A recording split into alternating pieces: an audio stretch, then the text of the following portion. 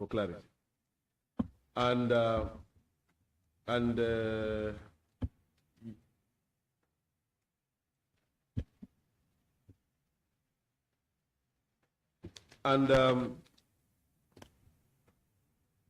you had gone on to start to list some of the vehicles. Witness bi ñu ngi lay dalal bëggoon rek bi ñu starté nga wax ñu yan façon yi moto nga jëloon seeni parts di génnee si bii di dugal si bële nale ak moto yi seeni tur. Now, you list some Pajeros and pickups, and I would ask that you provide the committee a list that you should, Honorable Chair, that he should submit before the end of day tomorrow. Mind you that the end of day tomorrow is 12:30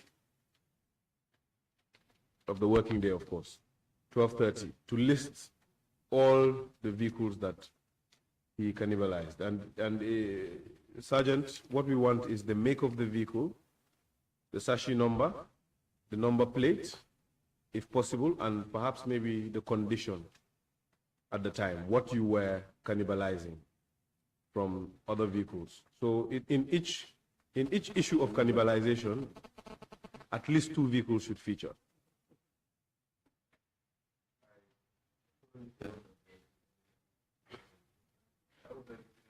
waaw lim doon wax rek mooy ne yaa ngi doon tudd ay turi ay Mitsubishi ak ay pick-up léegi liñ bëgg a mooy pour nga binda turi moto yi yëpp mi am seen number yi seen registration number yi ak cannibalisation bi nga doon def at least bu ci nekk war naa mun a am ñaari different façon yi moto.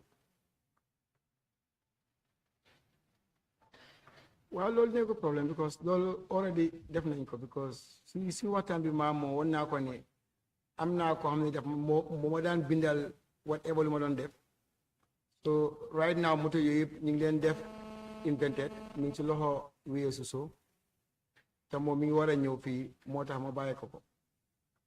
Yes, that is not a problem because during our conversation we talked about that and I said we've already done that and one of his, who? Yes, so one of my colleagues. Yes, so one of his colleagues is having the list. Okay, so they were indeed records. Then you will submit those records for us then. Well, come amon ngeen mbinda bi pare kon nga joxe mbinda bobu nonu. Wa bile bo lola mi ci loxo wiyeso dafa wala ñew testify motax baye ko ko suñu moko bindé moko mëna read. That list is in the hands of Ues Huso, and Ues Huso, when he comes here, he's the one who can deliver that.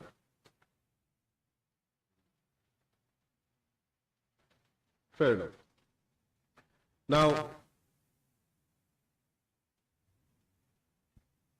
the records, do you know how the records are? What information is contained in those records? Ndax xam nga mbinda mo naka la démé lan ak lan mo nekk ci mbinda mi? Because what I can remember because it's been a while. I know the names of the vehicles, like you said, they are there.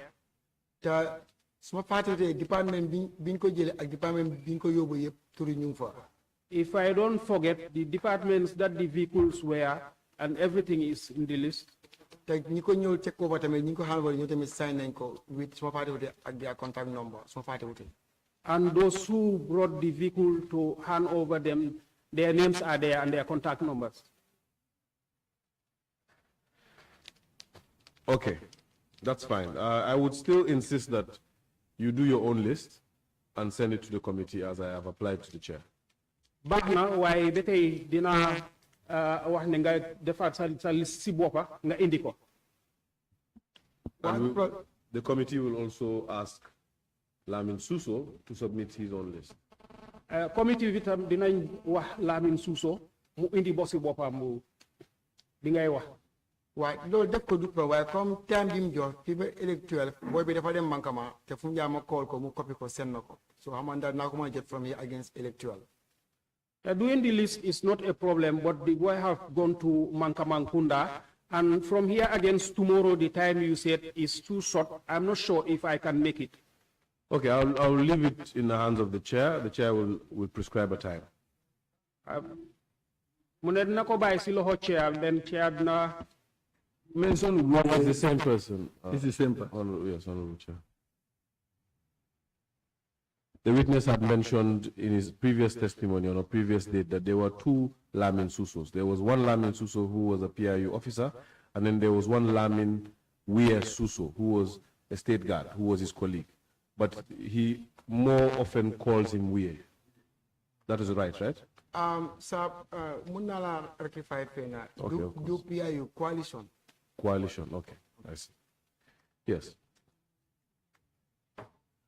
Sir, if I can rectify you, it wasn't, it was Lamin Suso. It wasn't Lamin Suso, but we. No, Nekuton PIU. Oh, he was not a PIU. Coalition law. Coalition, he was a coalition. Yes. So, where is Lamin Suso? Lamin Weir Suso. So, what is at hand now is that the witness says the time I have prescribed for him is too limited, and he doesn't think he will meet it. And he wants the time to be enlarged for him, but that can only be done from the high table, and I wish for the chair to come in at this point.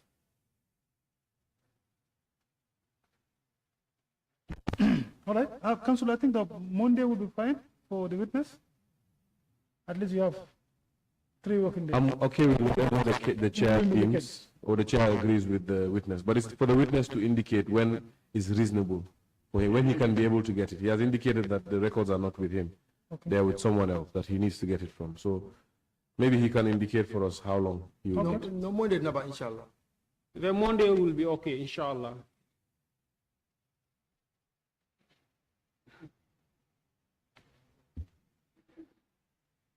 Okay, so the records, as you have mentioned, have information as to the cars, where they were and where they have ended up, what parts you've removed from them, correct?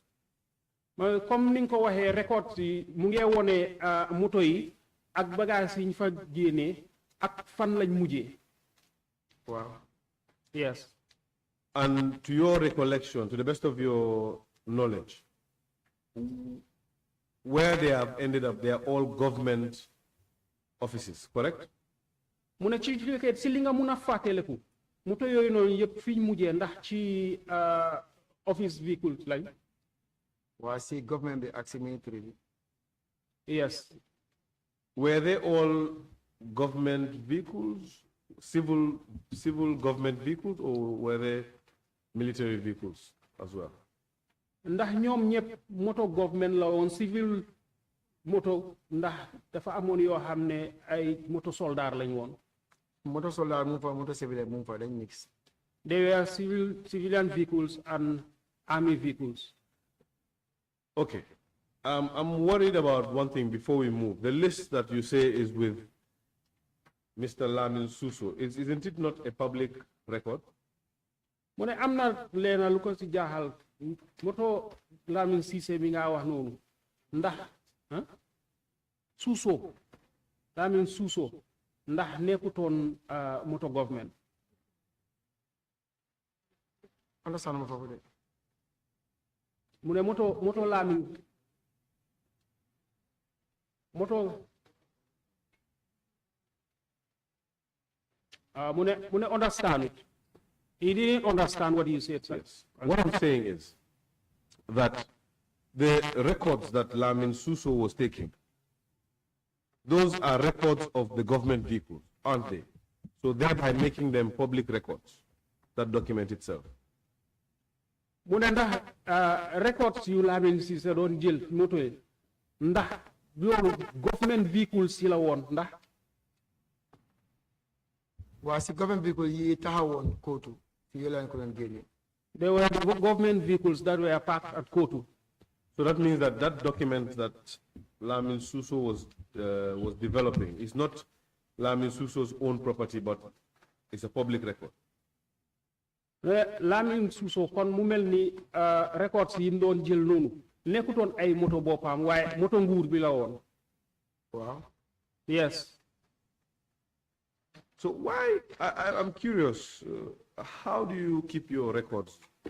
Why can't it be accessible to you? I mean, you share an office, don't you?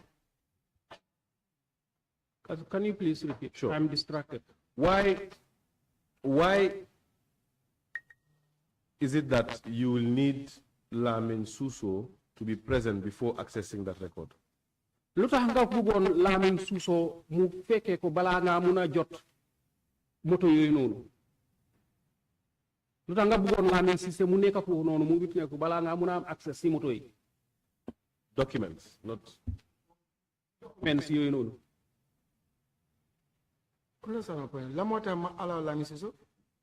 So, just interpret. Don't. On that point. You just mentioned to the committee that you would need some time before you can get the Some time. To get records because the person that the records are with has traveled. Pour nga mun a am records yi because ki amee records yi ni dafa tukki. Wow. Yes. Now, if they are public records and they are records of the MSA, why do you need someone else? Su fekkee ne public records lañ te records si MSA la lu tax nga war a xaar pour jot ko si kooku. Because of moom moo ko denc. Because he is the one keeping them. So if God forbid, okay, let me make it a more pleasant example. If Mr. Lamin Suso was to get a US visa today and travel tomorrow, that means those records are lost. Léegi comme par exemple tey Lamin Cissé su amoon visa dem America tey dafa mel ni records yooyu noonu dañ leen a ñàkk. Duñ ko ñàkk handing over taking over dafa nekk rek. They will not lose them because they will be handing over and taking over. What's the date? What's the date today? Lan mooy date bi tey.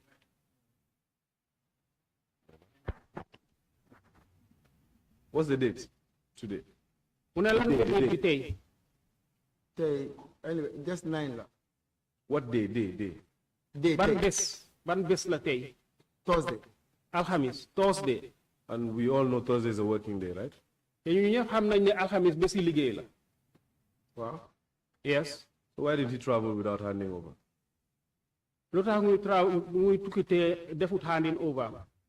tukki bi fi mu dem dafa liggéey dafa ànd ak VIP bi. mooy fi mu dem where he is going to work because he went with the VIP. Miss Sergeant Jai, I'm pretty sure that the VIP, whoever that may be, did not ask Lamin Suso not to hand over before he left. xam naa ne VIP ak ku munti doon waxut ko bum hand over bi moo dem. No, waxut ko man tamit laajte wu ko because how moo ne tey di ngeen ko soxla. No, he did not say it. Me too, I did not ask because I didn't know that we were going to need it today. And that is my point. Tell always my point. Because you never know when you'll need records. Because records. They should always be at the beck and call of an institution. Because it's only records that can exonerate professionals like you and I. Ndax records si rek ñoo la mëna tek ci yow yi ñu melni professionals ñu melni ñoom. Okay, I will move on from the point. Just a side point anyway. Dira jéxal ci lool non dem ci leneen. Now, did that practice of cannibalization, did it ever result in making vehicles scraps? Ndax ci weccum parts yi ngeen nekkoon noonu ndax jur na ci mu am moto yoo xam ne munatu ñëw da. Wow. Yes. So because you were taking parts from one vehicle and servicing another, you were in effect killing or ending the life of that vehicle. Ci génne bi nga doon génne parts yooyu noonu ci benn moto di ko yóbbu ci beneen moto bi fak loolu dafa tax mu am yeneen moto yoo xam ne ñoom dañ dee. Waaw because dañ la fa isi woon pour oxyne ma ne bala ñu koo jaay moto yi nekk di daw si moto nguur bi bala ñu auction yow ma génne fa bagage yu baax ma ne ko si moto nguur bi pour ñu mën koo jëfandikoo. Because they were brought there for auction. So I said before they auction them, and these are government vehicles, let me remove these parts there and put them there so that they can make use of them. Again, we are seeing that the almighty Adama Jagne has given himself powers. Where did you get that authority? When I was getting on, you gis ne almighty Adama Jagne mu ngi jox bopam doole fan ngay jëlé doole bobu. Loolu mooy cannibalize bi ma la waxoon rek maa leen ne dama wax ak Dawda Fadera bi ma jox di go ahead den secretary general waaye waxuma doole. Said that's the cannibalization that I told you that I have talked to Dawda Fadera and he gave me the go ahead. So it was a blanket check for all vehicles from then on. Mu ne whole blanket check la woon pour moto yépp. Lan mooy blanket check? What's a blanket check? The interpreter, this is where now this one is yours. I don't know what blanket check is in Wolof, but it was not an instruction that was limited to a few vehicles, but it was an instruction that was an open instruction that you could do any cannibalization as long as you are putting a government vehicle on the road. Ndigal la woon boo xam ne rek nekkutoon ne daf la doon wax ne la emal ci moto yii nii waaye daf la joxoon wala pour nga dem si moto bu la neex def lu la neex. Amoon naa boundary because dañ ne ma woon si moto yi isi auction si moto yi isi auction government vehicle yi isi auction si yooyu la amoon te nekkul ne moto yëpp lañ fa laal. I had a boundary because I was told that the government vehicles that were brought there for auction, those are the ones that I should touch, and those are the ones I was limited to. So is it still your evidence that you limited yourself to only the government vehicles that were parked there by the Ministry of Finance from your testimony? That's where you stopped. You did not touch any vehicle that was the subject of the JANNEH Commission. Ndax say kaddu la ne yow moto yi indi woon foofu noonu jóge woon si Ministry of Finance yi ñu fa indi woon paak leen foofu noonu yooyu doon war a auction noonu ndax si yow rek nga emoon loolu yow sa kaddu la. Waaw si yooyu la amoon waaye su ma am comité bi maye tamit am na lu ma bëgg a wax si loolu leen. Yes, I was limited to those ones, but if the committee can allow me, I have something that I want to say. Please go ahead. Okay, because since I started in your family, since I started coming here, you are cannibalization. You are saying cannibalization. Did send on evaluate. Those who were there doing their own evaluations. What people don't understand, they have their own mechanic team. They am sent on mechanic team. They have their own mechanics. And what they did as far as what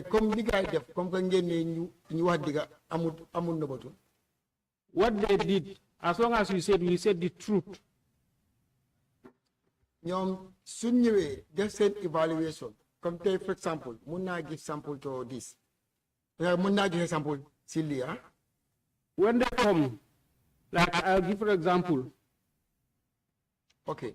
Tay man might evaluate team bi. Magis Pajero bi mingi tahaw dañ ko evaluate. Today I am part of the evaluation team and I see this Pajero is parked here. Ma ñew ask my friend, mu ñew ne daf ma séti because dafa am interest si moto yi yo auction. I come with my friend. He said he come to see me and he is interested in this vehicle. Légui mané ko ñun ñoy de naka ñu ñoo fi nekk pour defin moto yi pour jëma bind moto yi seen fànnaa bi nim mel ak nim em soo bëggee bi mun naa laa dimbali. Bala ma bantuwaatal li nga. Suma friend bi dafa ñëw mu ne bëgg na am na interest si Pajero bii nii ma ne ko ne ñun ñoo fi nekk. Okay. Pour ñu seet ñun ñoo war a joxe moto yi ñaata la moo jar ak lu moo mën a ñaata nga ko mën a jëndee. My friend come and he said. Can I correct it? So waxee suma xarit sa xarit nga wax ndax comme su dee exemple dama joxe sample. Wow, okay, good. For example, if my friend comes and he said he is interested in this vehicle, I'll tell him that we are the ones that are in charge of these vehicles. We're checking on the sachet numbers and every other thing to evaluate how much is the vehicle going to cost. Because my all testimony you njay fine njay dena that's fine. Why njay am na ñum doon liggéey they are still am na ñum doon liggéey ba léegi gaa ngi dund deew. I am hearing all this. People are saying njay. It's true. Njay is dead, but still there are people he was working with. Te ñoom li gaay dee def man soo sax amoon na time am naa fa gaay problème because dañoo ñëw comme tey for example comme ni ma ko expliqué nga ñëw nga ne am naa interest si moto bii nii waaye man mun naa defal fiibo mu nekk price bu yomb. What they used to do, myself, I had a problem with them. For example, somebody will come and tell you that I have an interest in this vehicle, and you will tell him that yes, I can help you for the pricing. Then linga def da nga génne machine bi. So what you do is you remove the machine. Nga génne all necessary bagages yi fa nekk. You remove all the necessary parts. Nga dem keep ko yow si sa store because ñun dañ amoon seen own office ak seen own store. You go and keep it in your own store because they used to have their own offices and stores. Su ko defee moto bi da nga ko recommend as scrap. Then you will recommend the vehicle as scrap. Suñ ko jaay mën nañ ko jaay let's say guess 20,000 for example. If you are selling it, they can sell it to a guest, for example, 20,000. Then su ko jëndee 20,000 dafa ñëwaat for example man maa génne bagage yi denc ko am na seen numéro but for example let me myself clear. If he buys the vehicle, then for example, I'm saying I will remove the parts that I was keeping in the store. Then I will resell those items to you. Then I will. Dama ñëwaat jëlaat bagage yu ma jaay la ko yow mi jënd moto bi 20,000. Then I will come and sell those parts to you. You the one who bought the vehicle. Lii moo waral at times ñu ne moto bi dañ ko oxine benn week ñaari week nga gis ko mu ngi daw si mbedd bi te loolu moo fa daan dox moto bi ngay jaañ moo scrap. I was surprised. This is why a vehicle will be sold 1 or 2 weeks. You see the vehicle in the traffic. Te even nekkut kootu rek. And it's not only control. Because maa ngi dégg am na ba. Do kootu rek. And it's not only control. Because maa ngi dégg am na jigéen bu fi ñëwoon pour testify ñu ko laajte mu ne xam nga jaxali pàcca tractor which is right because ñun ñoo arrange tractor yi loolu jigéen mu fenn mi ngi wax dëgg. I'm hearing a lady came here testified and saying that Jahali Pachal, the tractors, yes, it's true. We are the one who arrange those tractors. So lii moo tax su ñëwee jaañ moom moo cannibalize man suma cannibalize bi jaayu ma ko dama ko cannibalize def ko si moto bi daw waaye ñun nañ cannibalize jaay njaay dee na waaye dama léegi lu nekk wax njaay xanaa njaay amul tim. This is why they are saying Jai was cannibalizing and was selling. Even myself, I was cannibalizing, but what I was cannibalizing, I was keeping them. I was not selling.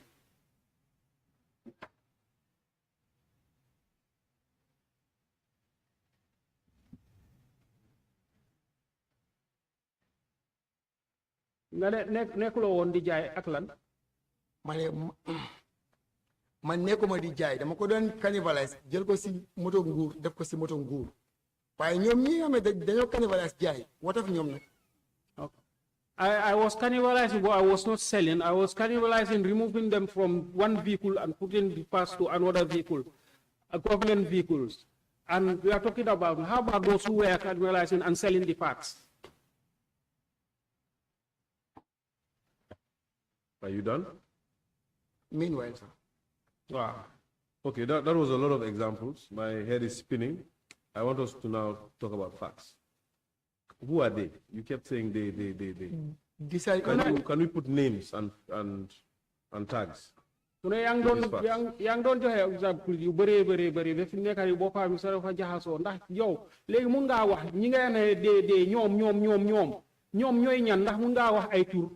Mun naa recall kenn because moom laa fa gën a amal intérêt ñu ko wax Tafa waaye waa Brikama la but soo name bi dafa skip so mind because dafa yàgga but moom moo nekkoon député Mr Ndiaye. I can remember one. He was called Tafa because I'm used to him, but the others he cannot remember. Tafa is in Birkama. He is the deputy to Mr. Njai. Apart from Tafa, who I assume his name will be Mustafa. Apart from Tafa, Is there? am yaakaar ne kii turam Mustafa lay tudda. Wow, Mustafa. Are there? Yes, Mustafa. Are there any other persons who still work at MSA? Ndax am na ñeneen ñoo xam ne ba léegi ñu ngi liggéey MSA te ñu ngi doon ñu ngi bokkoon si loolu. ñoom seen team bi xanaa Tafa moo ko mën a waaye xam naa Tafa moom he was a deputy moom moo nekkoon deputy bi xanaa ñu la ci Tafa. That team, I can only remember Tafa's name. They're still there, but I can only remember Tafa's name. I'm not talking about names. What I'm asking is, are they still working at the MSA? Mu ne ndax ba léegi ñu ngi liggéey MSA. Mustafa and his team. Mustafa ak teamam bi. ñoom right now fi ñu nekk nii nekkatuñ fa. Right now, bi gaa yi jeexalee jaay bi la gaa yi move. When they are done with the selling, they move. Okay. I would ask the investigation team to be on standby to take the particulars of this Mustafa from the witness after the session. Now, like what committee? I can find out his number and I'll bring it. Okay, so it's your evidence that what you cannibalized are those vehicles that the government had placed, and this was the previous government had placed at MSA and were ready to sell. When the new government came in, did those vehicles ever mix up with the JANNEH Commission vehicles? Were they eventually sold? Ndax say kaddu la ne ci moto yi ga doon jël parts from fii di def fële na le ndax yooyu ñooy yi nga xam ne ñooy government vehicles si ndax yooyu dañ bokk si yi nga xam ne yooyu la JANNEH Commission indi woon. indi woon wala jaayoon. Understand fine boobu. I don't understand.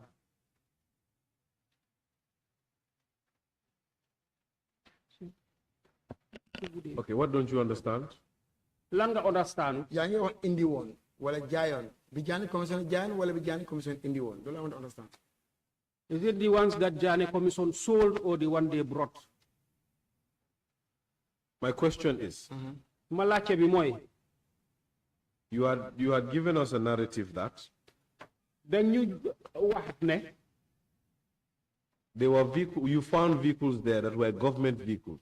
danga fa fekk ay moto yoo xam ne moto nguur lañ woon. They were meant for auction. dañ leen fa indi woon pour jaay. But they were not the JANNEH Commission's vehicles. nekkuñu woon moto JANNEH Commission. If I can remember well, in fact, you mentioned that the JANNEH Commission had not started then. I'm not sure. Suma fàttale ko sax wax nga ne JANNEH Commission bi startuñu woon sax. Now, those are the vehicles that you cannibalized. léegi moto yooyu noonu mooy yi nga doon génnee parts yi def fii. Correct? Wow. dëgg la yes.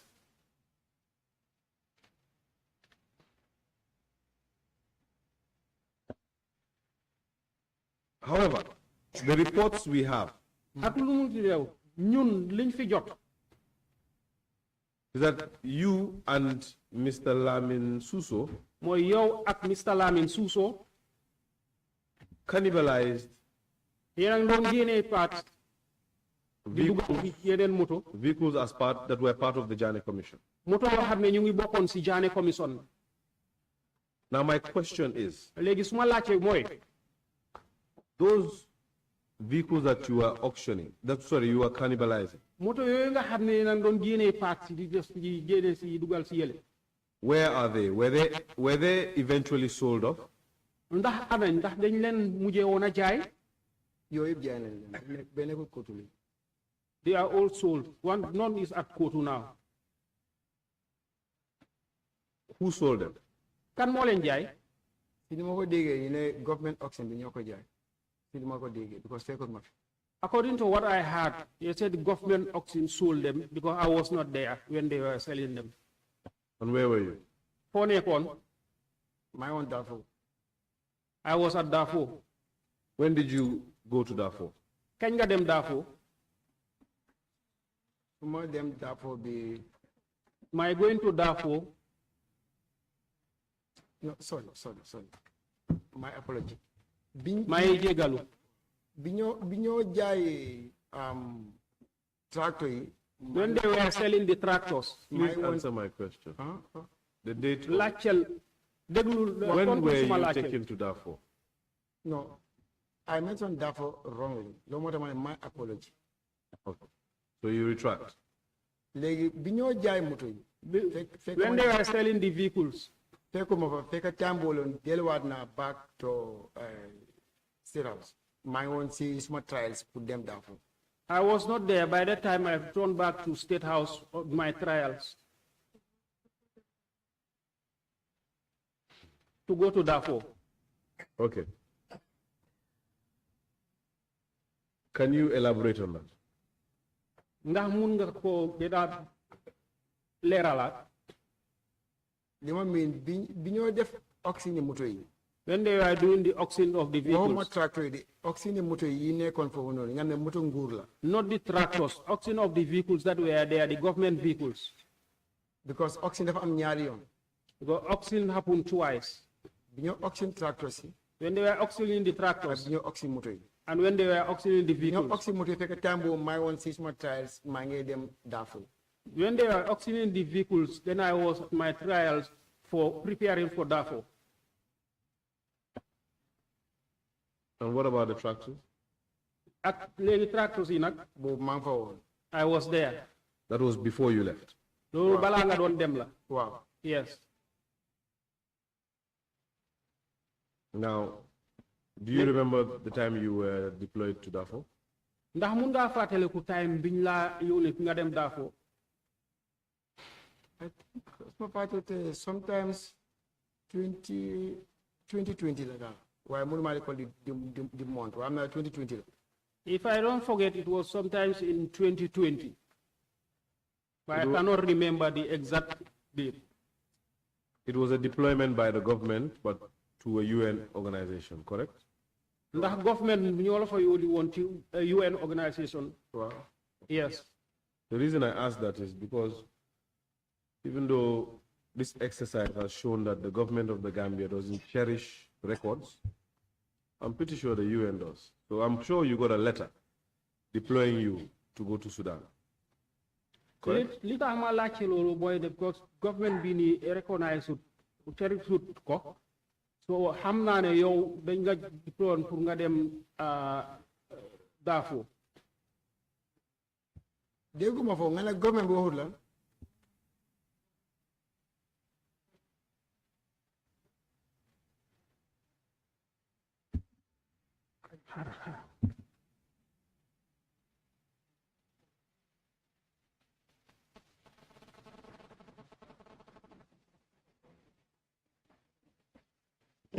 All right, I'll repeat the question. The question is, but before I go to the question, I told you the narrative that because of this exercise, because of exercise bini, and even as testament, as your testimony today has shown, that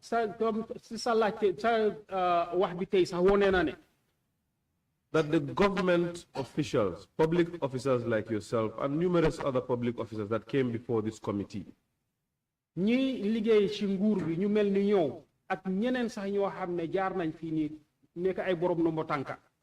have shown that the government are not prioritizing record keeping. Government prioritize record keeping. But I'm sure since you were deployed to an international organization, an international organization, there would be records. Records. Since you didn't get an appointment for your deployment to MSA, the government didn't feel a need to give you an appointment letter for MSA. Comme amulo won appointment letter pour nga wara dem MSA, government bi dañ jappone amut solo pour ñu jox la appointment letter pour nga dem MSA. Did you get one for your deployment in South Sudan? Ndax joxoon nañ la letter pour nga dem South Sudan. Ban passing letter. Deployment letter or ban passing letter? Because probably calling why then they won. They report training school for your trials to Darfur with your passport. What kind of letter? Because if you are going to Darfur, they'll just ask you to report to training school for your preparation to Darfur with your passport. Okay, since I don't want to make this line, this is not an issue that I want to prolong. So what I will, because I know it will end up by you telling me there is indeed a letter.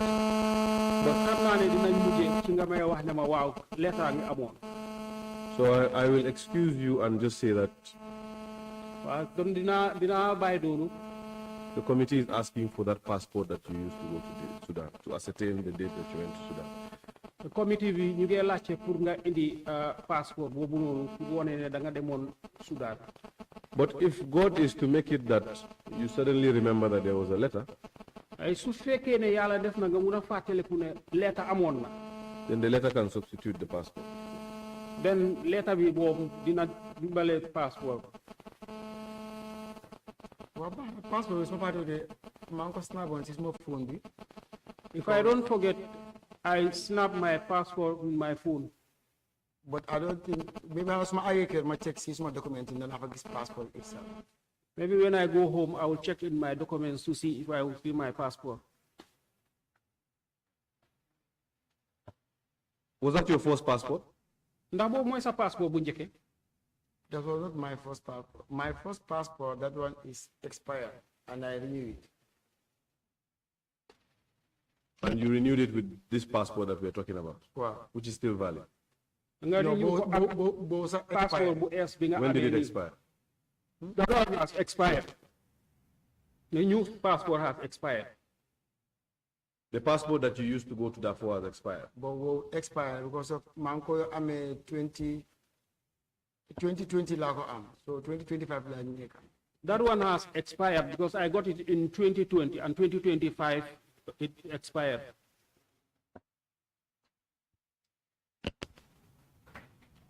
Sergeant, now your passport by tomorrow 12:30. Honorable Chair, that is my Sergeant, application. sa passport be elect by 12 o'clock.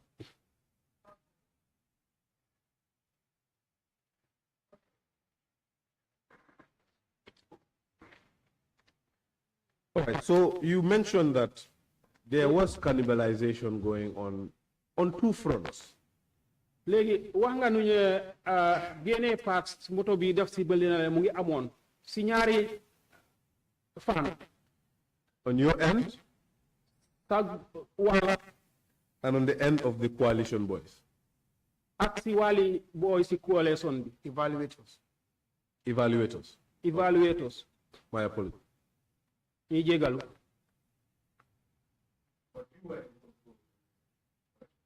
waaye yow yaa amee woon MSA. Man maa nekkoon MSA waaye wali moto bi gars yi ñëwee pour def seen evaluators Njaay moo amee woon because already dem nañ ba appoint Njaay pour mu def seen evaluator bi amatuma si doole. I was in charge of MSA, but when they came for the evaluation, Njai was in charge. When Njai came, I don't have any powers. Because moom la gars yi appoint nañ pour mu def evaluate bi. Because he was the one appointed to do the evaluation. So, on how many occasions Ci ñaata yoon before auction bala auction did Mr. Jai come with straight? la Mr. Njai ñëw ak ay gan MSA. Du Mr. Njaay moom rek because Mr. Njaay su ma waxee Mr. Njaay dee na kon duñ mën am evidence Mr. Njaay ak teamam bi la. It wasn't only Mr. Njai, because when I say Mr. Njai is gone. So it was Mr. Njai and his team. Please answer the question. Sorry. Nanga tontu laajte bi. Jégalu. My apology. Ay jégalu. How many times? Ñaata yoon Munuma guess nyate why daf dee bari daal you know. I cannot remember how many times, but it was many. So, was the auctioneer part of those visits? Ndax ki doon def auction bi bokkoon na si ñi doon ñëw di seet foofu. Waaw moom tamit daf daa ñëw Karabulay. Yes, he used to come there, Karabulay. That was my next question, whether you remember his name. loolu la bëggoon a laajte waaye moo nekkoon suma next laajte bi ndax mun ngaa fàttale ko turam. What about his last name? Naka la santa. Karabulay how much santam bi waaye am na lu ma si bëgg a yokka sama may chance. Karabulay, I don't know his surname, but there's something that I want to add if you give me the chance. Feel at home. Thank you. Mun nga. Karabulay mo si bo most of ànd ak Njie with this jar, not Amily jar, this other jar from QCell. Karabulay Mustafa àndase kenn kuñ naan ja mooy jaawu QCell bi. Is that Mohammed Jah? Ndax kooku Mohamed Jah. Fekk time bu caravan yaay mu fa VIP ñu defa VIP one was the plate number. Fekk time boobu Karabulay mu fa woon pour ñëw def si VIP. At the time, Caravan VIP one. Okay. Caravan VIP1 was there. Mooy bi yaay doon use caravan bu black bi fekk mi ngi taxaw si hangar bi. The caravan that the former president Yaya Jammeh was using. Si la ànd moom ak the same jar bi with Karabulay ak Njie. Karabulay and Njie with the same jar that I am talking about came. Fekk time bu started auction sax. By that time we didn't even start the auction. Gaa yi ñëw ñu ne dañ bëgg dem xool boss bi. They came, they said they want to go and look at the boss. Man ma ànd ak ñoom. I went with them. Ñu dugg si boss bi round. We entered the boss and we round. Then after more guy gain at them. Then they get out and go. Man ma dem basi office Njie man ko ne Njie. I went to Njai's office and I asked. Man ko na moto bi dañ ko boy jaay. I said, do you want to sell the vehicle? Mu ne wa Janne commission mu ne ñu jaay. He said, yes, Janne commission want to sell it. Sila noppi bay ko. Chila? Sila noppi bay ko. Then I kept quiet. I lived it. Ma dem fekk caay bi mi ngi si bari boss bi. I went and I found the key at the steering wheel. Ma génne caabi. I removed the key. Ma denc ko. I kept it.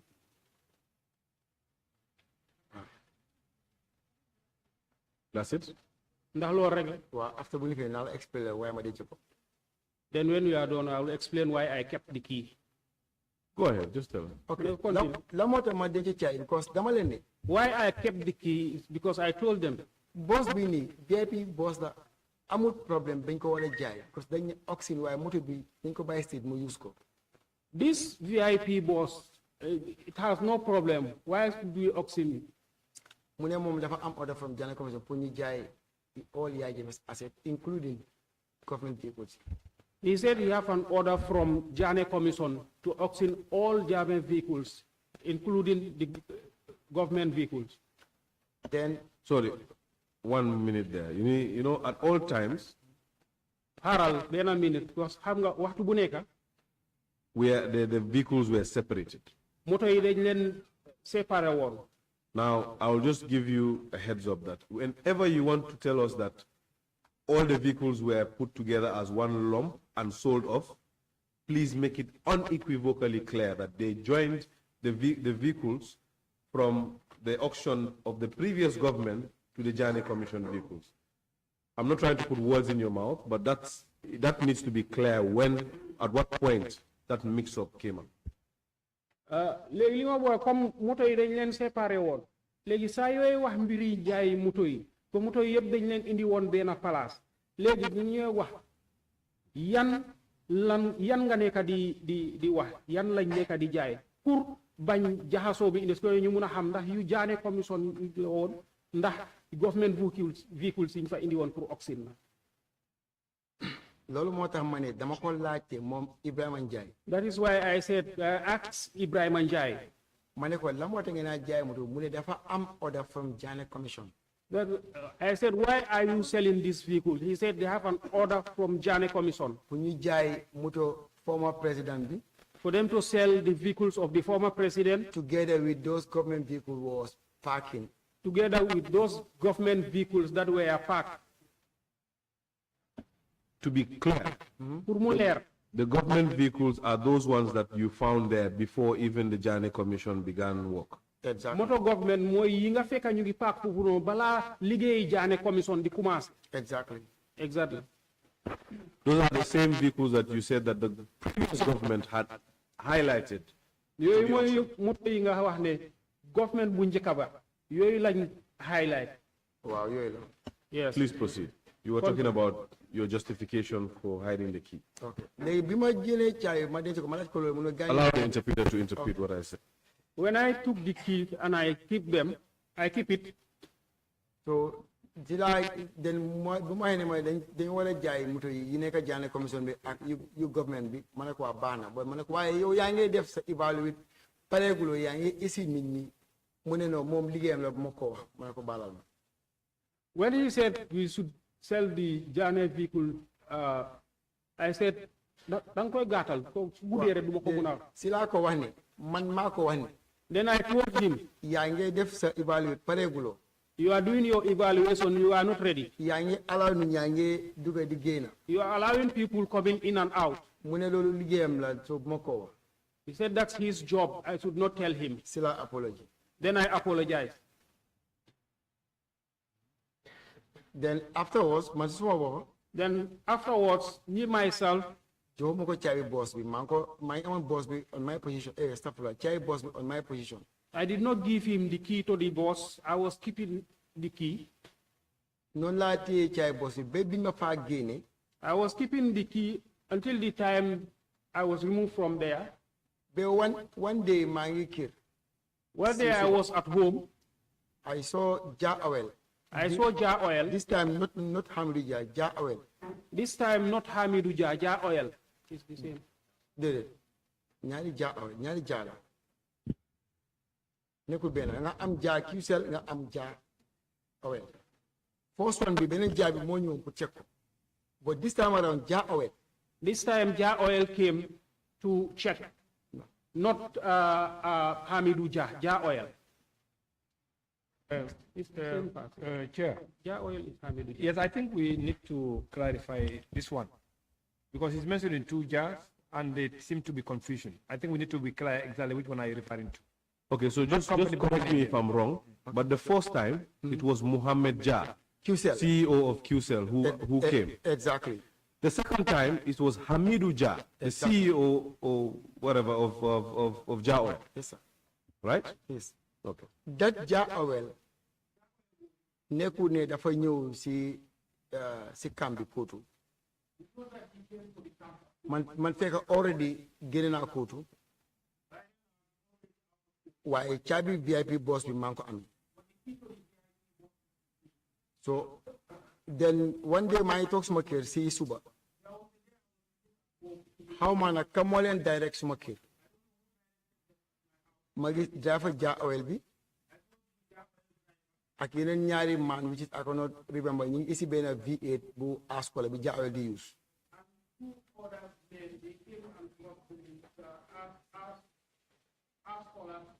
V8 Nissan.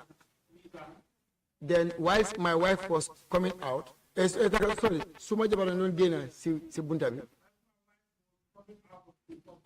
mu tasee gaay ñu ne ko dañoo laajte Jaañ si la ma gaa ma seet ko ne eewu na si la ma ee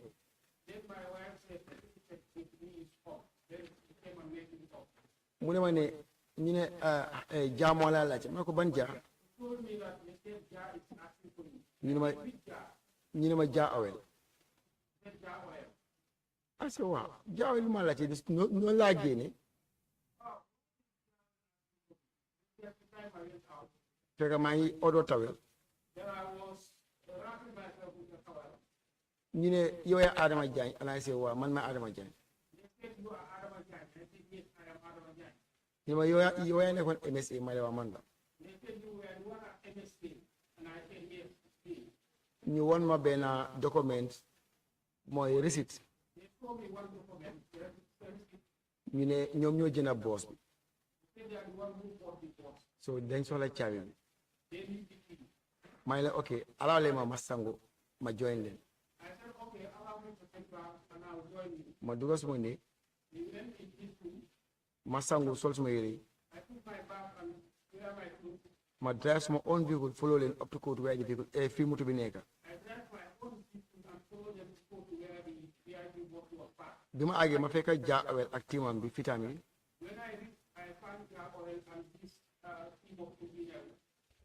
and ma nuyu gars yi toog naka bi ma nuyoo gars yi ma laajte leen caabi bi ngeen naa laajte pour lan la so fii ma taxaw noonu suma benn captain si la ñu rek mus call ma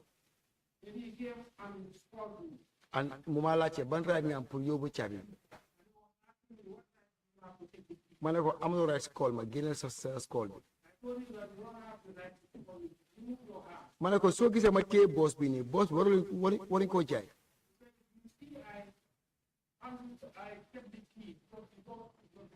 so ma gis ne ñi ngi xëccoonte te jaay nañ ko aw ma option ma jël caabi bi jox ko Jah Awel ci boppam from hand to hand loxo to loxo sorry then moo fi tamit ñu nekk di fix boss bi man ma génn dem waaw comme boss bi ni ñu ko jaayee noonu laa leen bëgg a explain pour mu leer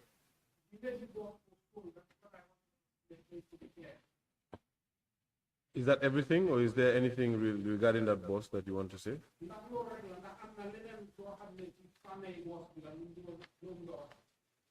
no boss bi bu leen joxee caabi yi si loxo gars yi doon taal yóbbu ko Jah Awel ba léegi muy taxaw Jah Awel Brikama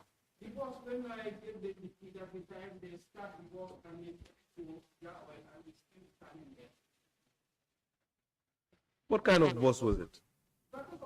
boss caravan VIP one Do you remember the mark? German mark la waaye mun ma ko recall mooy bu black bi hicci daan use before former president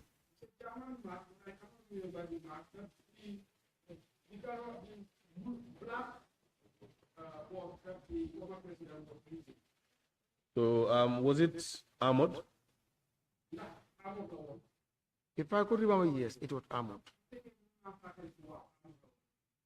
Right, it was black, it was armored, it's a German car or bus. yes You had mentioned that when you got there, they were fixing something. What were they fixing?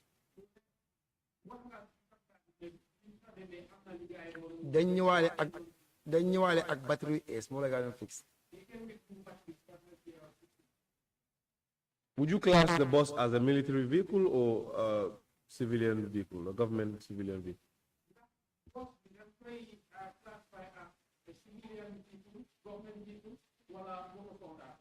su fekkee ne mën naa recall su fekkee ne amut kaa la du ma nekk civilian kaa dafa nekk military kaa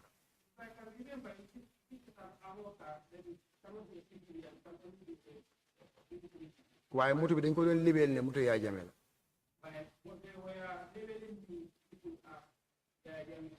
bi ko moo ko doon use You had mentioned as well that they showed you a receipt. waaw waaw What kind of receipt was it? anyway pour wax la dëgga man soo wax wan nañ ma ko nii moo tax ma ne nañ dem ma confirm moo tax ma ànd ak gars yi ba kóotu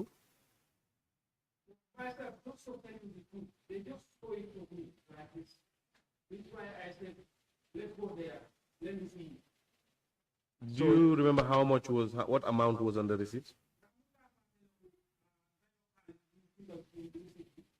su ma ko waxee dinaa fen xaw ma ko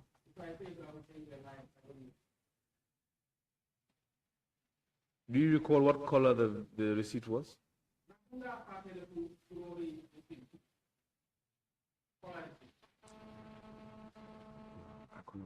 No, but who wanna dig it? Because being name Jagne, I was fused. So Munma recall it because why you jai boss? Because boss with motor massis child. Munma recall why hamna one number receipt bini. So them na be confirm that they go jai because take an avenue nyang ita home monte barsi. Majoko child. Why Munma ham nyata ko jai? Aku ni ko jai.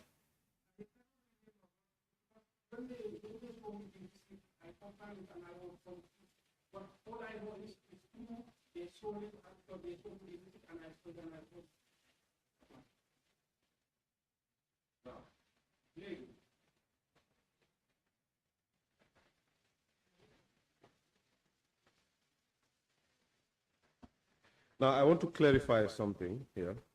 You know, you've mentioned two businessmen who happen to have the same last name.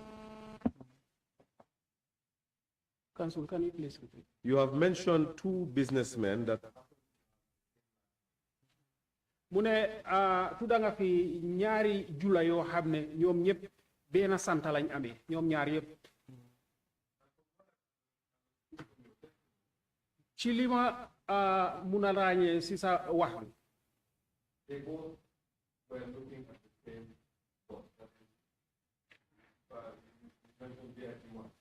te ñoom ñëpp benn boss bi lañ doon pet su ma munee fàttaliku nga de boss VIP 1. Wow, mooy dëgg. Yes, that's the truth.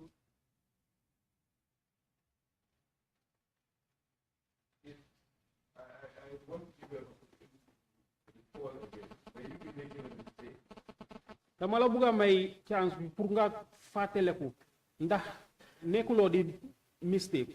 Mistake comme. ndaxte.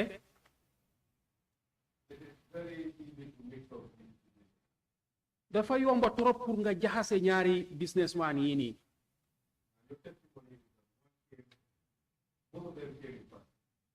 te si say kaddu da nga ne ñoom ñëpp dañ ñëw in passing. Waaw. Well.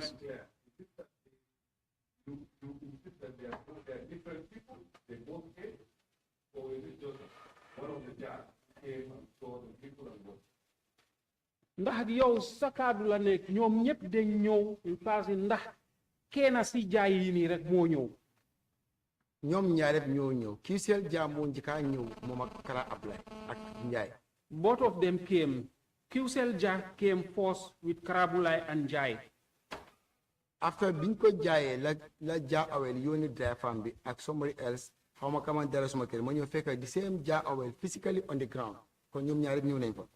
After then Jah Oil came and he saw me the receipt. He came physically and he told me that he is the owner of the vehicle.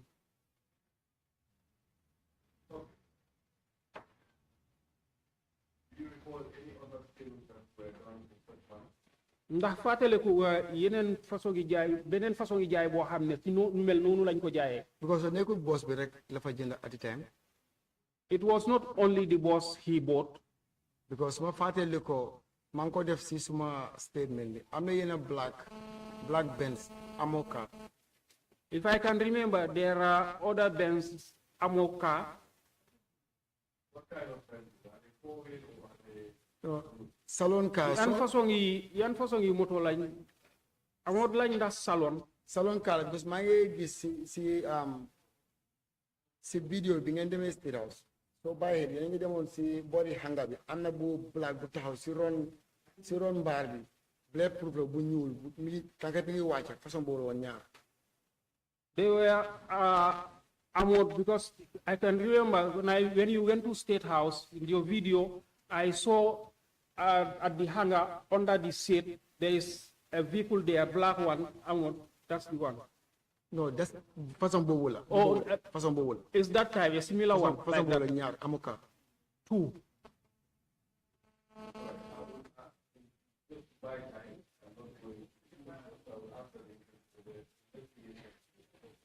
After the session, pull up the video and confirm which the witness is being but for the purpose of the record, I believe it's the defendant, the old man, Sergeant, correct? Which is? Pour gàttal rek li moo def mooy dina wax community bi after suñ paree ñu seetaan vidéo bi pour ñu mun a assister moto bi. dafa mel ni mooy bi nekkoon si ron seet bi comme façon boobu noonu la pour ñu seet. façon boobu la black one amoo car. is that type black one amut car. Okay, that was also sold to. boobu tam dañ ko jaayoon Mr. Jagne. nekkul jaar bi Jah Oil. not this Jah but Jah Oil. ban Jah moo jënda soo ne du Jah bii nii ban Jah moo jënda boos bi. loolu moo tax ma make ko mu clear moo tax ma ne Jah Oil moom moo jënda boos bi the same Jah Oil moom moo jënda ñaari amoon car Benz yi. That is why I make it clear. Jah Oil is the one who bought the 2 armored cars, and the same Jah Oil who bought the van, the boss. So the 2 armored cars, are they identical? Ndax ñaari armored cars yi dañ nekk yu nduroo. Wow. Yes. So there were 3. The moto yi ñette la woon. Including boss bi waaw. Including the boss, yes. mu ne déedéet li ma wax mooy ndax Benz yooyu noonu ndax ñetta lañ woon.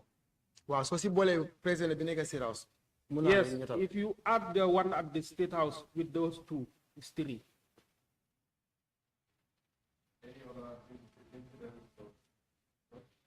ndax amutoon beneen façon yi incident bu mel ni comme noonu. xanaa maybe tractor yi. except maybe the tractors.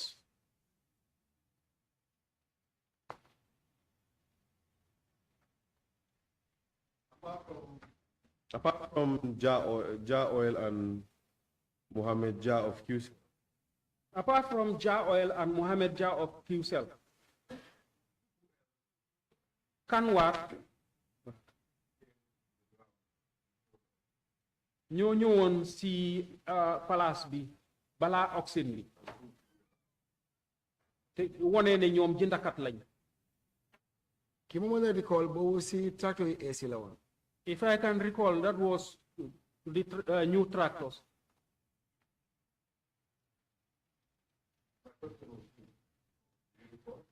laajte bi mooy kan ndax mun ngaa fàttaliku kan. Du Sano.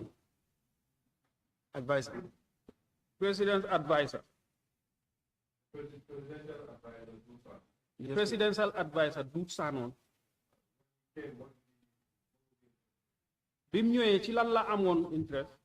No, mom dafa request tractor and he went with it a brand new tractor 0 mileage. Mu ne bim ñëwee dafa when he came he requested for a tractor a brand new tractor and he went with it. So the same day he came he left with it.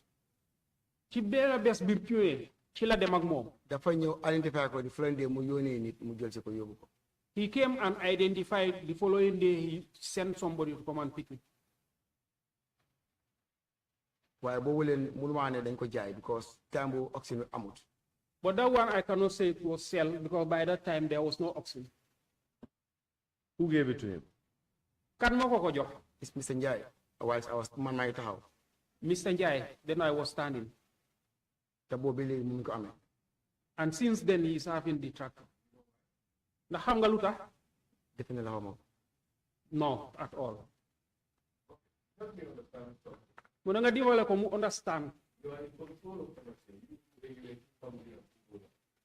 Yow yaa amee woon MSA yow yaa ngi kan mooy duga ak kan mooy génn.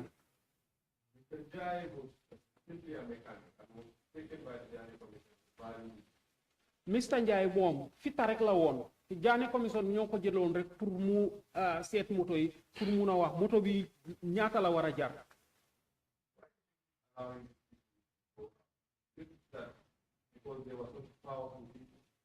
Lan moo tax ngay nagu ñii ñuy dugg ak a génn ndax dafa fekk ñii dañ amoon doole lool. Du caageen doole bi waaye niñ ma ko waxee fekk Njaay ñëwaagut bu dara génn bu dara dugga. It wasn't because they are powerful, but the way he was told that when Njai comes, before Njai comes, bu dara génn bu dara dugga. Let nothing go in or out. waaye bi Njaay ñëwee ñoo se ko ñoo ñëwaat ñu ne Njaay. Sorry, who gave you those instructions? Kan moo la joxoon instructions yooyu. Ban comme ne balaa Njaay di ñëw bu dara génn bu dara dugga bu dara génn. vehicle control Sediba ak Commissioner Dabo. Sediba and Commissioner Davo gave him that ñu ne bu dara génne bu dara instruction, dugal. that Okay, nothing proceed. should go in or out. So waaye bi Njaay ñëwee bi ñu ko appointé mu ñëw foofu am fa office. But when Jai came, when he was appointed and he have an office there, And I asked the same Famala Sediba vehicle control as state guard. Moom laa laajte ma laajte Famala Sediba vehicle control. I asked Famara Sediba, the vehicle control, léegi am nañ fi another party léegi Njaay ñëw na moom ngee liggéey fii nii. we have another party here. Njai is here and he's working here. waaw mu ne ma yéen da nga faa nekk observe because Njaay Jaane commission ñoom ñoo ko appoint pour mu ñëw si affaire moto yi la moo ñëwal. And you just be there as observers because Njai was sent there by the Jagne Commission to come and value the vehicles. waaye pour tracteur bi ko Njaay di joxe. But the tractor, when Njai was giving it out, call naa Seydi wax naa ko. I called Sediba and I told him. And what was his response? I will learn more one tom, jox ko. give it to him. Okay, before we go any further, in fact, the Secretariat had provided a yellow piece of paper to you. Balaa ñoo gën a sori secrétaire am nañ benn yellow paper.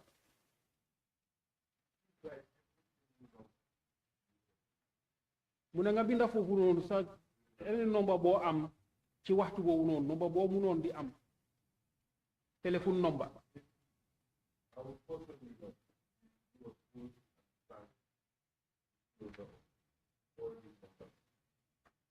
te dinañ bugg nga jox leen say number déggantaan full numbers correct.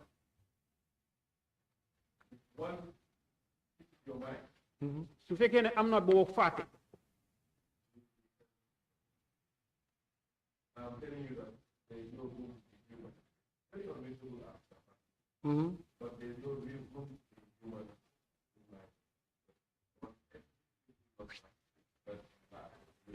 Telephone number or which number? Telephone numbers or which number? Yeah, because if you say number. Okay, thank you. am na waaw téléphone number te bul fàtte benn nga joxe yépp.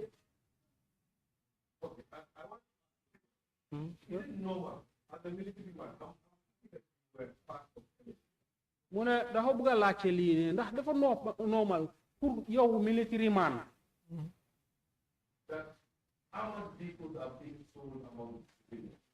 ndax amoon véhicule ñu ko jaay ci ñoo xam ne civilian lañ.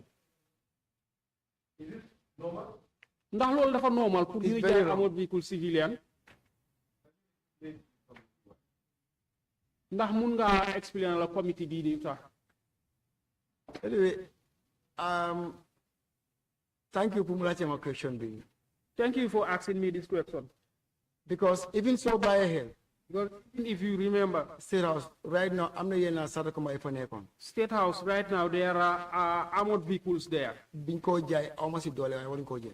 When they were selling it, I don't have power over them, but they should not have been sold. Lan moy suma reason moy buguma ñu jaay civilian armored car. My reasons are, I don't want them to sell armored vehicle to civilians. Because man so mun na fall as a victim. Because myself, I can fall as a victim. Amul ben police ak soldat bu taxaw ci checkpoint tay. There is no police or soldier who will stand at a checkpoint. Nga ne yaram bi yeb mi ngi amé bulletproof. You say your whole body has bulletproof.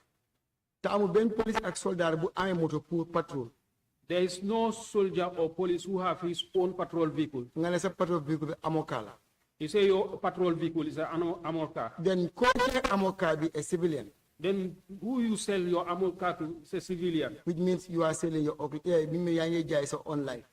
Then you are selling your own life. Because that armored car, civilian be more them. Because that armored car, to the civilian is going to. Do you use? He will not use it. Why Kim ko guy muna neka elect enemy? The person that civilian is going to resell that vehicle can be your enemy. No matter. That is why I did not agree to it to be sold to a civilian. But how much dollar? But I have no powers over it. Did you raise these issues with your superiors? Ndax waxoon nga leen ko ci sa gi nga xam ne yow nekkoon sa njiiti foofu. Suma njiiti bi ma waxee ak Sediba li ma wax mooy. When I talk to my superiors, when I spoke to Sediba, what he told me. Jagne Commissioner have the power and they decide. JANNEH Commission has the power and they decide. So don't bother yourself. So don't bother yourself. I have no choice. I have no choice.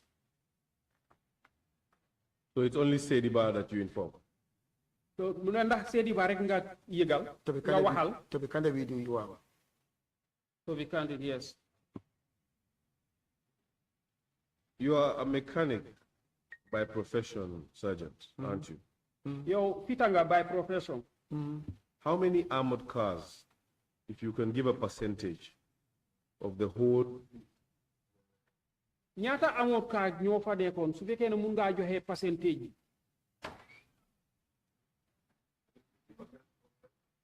Ndax xaajit bi la woon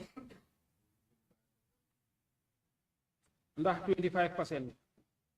Munuma recall actually amount of amount kai before nekon, but I know it went off. What I know is my muna buy help 5 or 6, but I cannot go beyond that. I cannot remember the number of armored vehicles that were there, but I can say 5 or 6. I cannot go beyond that.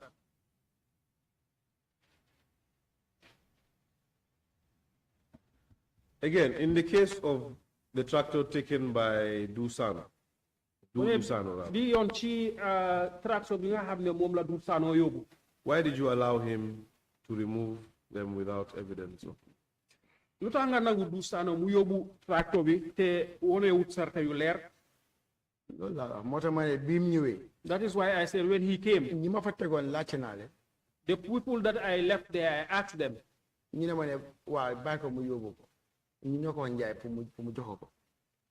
asked me to let him go. We are the one who asked Njai to give it to him. So how did they give it to him? They are the one who know. But I know in my presence there, he did not buy it, he just drive it and went. So gisulo ben receipt. He didn't give me any receipt.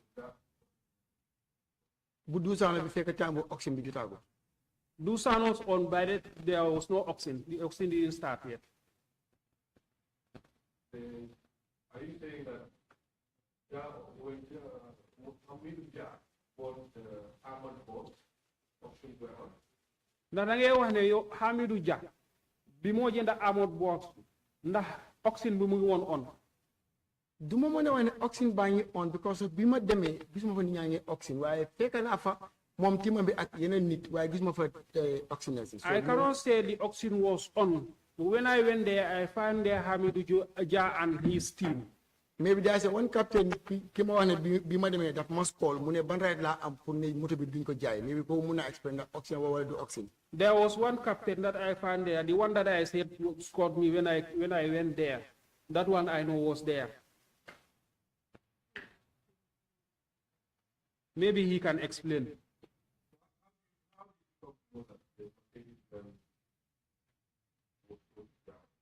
Naka nga xamee ne Mercedes Benz bi dañ ko jaay Dia Hamidou Dia. Hamidou Dia. Huh? Fekk naa ko si place. He found it at his place. I found it at his place. Fekk naa ko si place Dia Oil. I found the vehicle at Dia Oil's place. Ñaari Benz yooyu ñoo Banjul la ko jëndee waaye caravan those two boss he bought them from Banjul, but the caravan he bought from MSA. So you can speak to the fact because you were there and you had been. E mun nga wax mbiri boss because yow yang fa won te ya amé won caawi. You're saying that we don't plan next time outside. Yaa ngi wax ne ci yoonu njublang lañ ko defee woon ci waxtu boo xam ne njaay commencé ngut. Why? Because of bidding ko oxy li ma si xam mooy bit ku nekk am oxy ni ñu ko jaay. Yes, because there was no bidding. What I know about auction is people will come and bid and then they sell it. And xam nga man dama bëgg ay tour booy wax nga tudda tour. Comme ban tour noonu. Like which name? Dinañ ñëw si loolu. tudanga Muhammad Jah Qcell tudanga Hamidou Jah Oil tudanga Du Sano special advisor ak kan waat unless the person I mentioned, I don't say the name, that the captain who's called me and asked me why you don't want them to sell the boss. But other than that, I don't say anybody. Responsible will warm up. The benefit more to money. So pass yinga wahini. Kima fi mention to who matura moy. Kima la ne captain bi dafa ñew mus call ma mune. Ban dola nga am nga ne buñ jaay boss bi. Koku la wutura. Wa ñi wana ga sentu. After all these names we mentioned, the only person that I don't mention is the captain that I told you that called me. Who was asking me, what powers do I have to stop them from taking these people? That's the only one that I didn't mention. That was the extent of that captain. Ndax loolu mooy dayo bi kooku doon jël captain boobu noonu pour ci yow. Well, because dama ñëw mu rosma call ma ne pour la nga jëne caay bi xanaa yaa moto pour la nga jël caay nga ba ñëw jaay moto bi. Yes, because when I came, he was me and called me and asking me, who are you to take these kids and keep them with you? Okay, that's fine. Give them names. I don't want to say it. Well, I don't want to say it. Okay, thank you. Well, bang. Okay. Did you know any of the buyers personally, or were any of them told to come and speak? Ndax yow da ñi jënd ñoo ñëpp ndax dafa am koo ci xam ne yow da nga ko xam personnally ndax am na ki ku ñu waxoon ne pour mu ñëw direct si yow. Mu ñëw si man direct pour jënd ou mu ñëw si man direct pour la. He come to me direct like what to buy or to do what? Were any of the buyers? You know any of the buyers? Ndax xam nga kenn si ñoom. Comme xamante nga kenn si ñoom. Waaw xam naa ñoom Seydou Diallo ñoom xam naa ñu bari. Yes, I know like Seydou Diallo, I know a lot of them. Ku ne nga tudda leen. Si auction bi ñi ma mën a réaliser ñoo leen jënd fa. During the auction, the ones that I can realize that they bought. Because Seydou Diallo jënd na. Seydou Diallo bought. Tur boo tudda. Nga wax la yow sa digganteeg ñoom comme tur boo ci tudda rek nga wax sa digganteeg borom. Non man ñii yëpp amaa ñoom leen si because of fi ñu ma xamee mooy bi ñoo jaay tracteur yi maa ngi ànd ak Jagne commission lii laa xamanteeg ñoom waaye amaa ñoom any relationship. All of these people, I don't have any relation with them. The only time I know them is when they came to this auction. That time I know them, and then that's it. Léegi déglu laajte bi. You know any of the buyers? Ndax xam nga kenn ci jaaykat yi. Personnally comme nga xamanteeg borom jëndakat yi. Xam nga xam dafa bëri fànn. Di nga ko mën a xam in passing soo leen wàccee di ngeen a waxtaan. Waaye di nga ko mën a xam ci kaw ne jënd ak jaay moo leen boole waaye di nga ko mën a xam before muy jënd si yow so ban façon yi jënd ban façon yi xamante la bëgg ma clair ko. That knowing somebody is in full, you can know somebody like your relationship between the individual, or you can meet with the person during the sales and you know that yes, this is Mr. X, or you can know somebody after the sales to know that yes, this is X, we met at this place. So which one? Ndax xamoon nga kenn si ñoom balaa njaay mi. It's only Seydou Diallo I know before that because dañ dee jënd si moom bagage yi moto. It's only Seydou Diallo I know before because we used to buy from him. te biñ nekkee yundum tamit buñ soxlaa bagage léegi-léeg mu jaañu léegi-léeg mu may ñu bagage ci fis ko moom xam naa ko sotti before my. And when we were at Yundum also, we used to buy things from him. Sometimes he will sell them to us, sometimes he will give them to us free.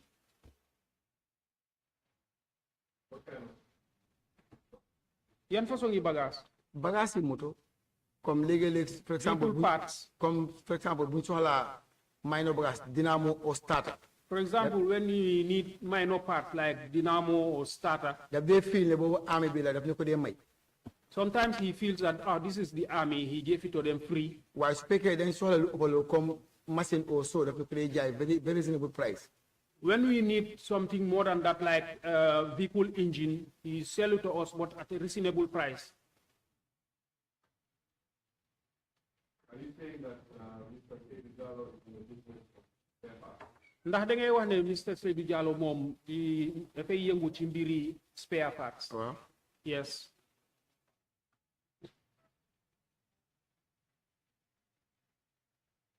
Were you ever consulted about which vehicles to sell or which one to display?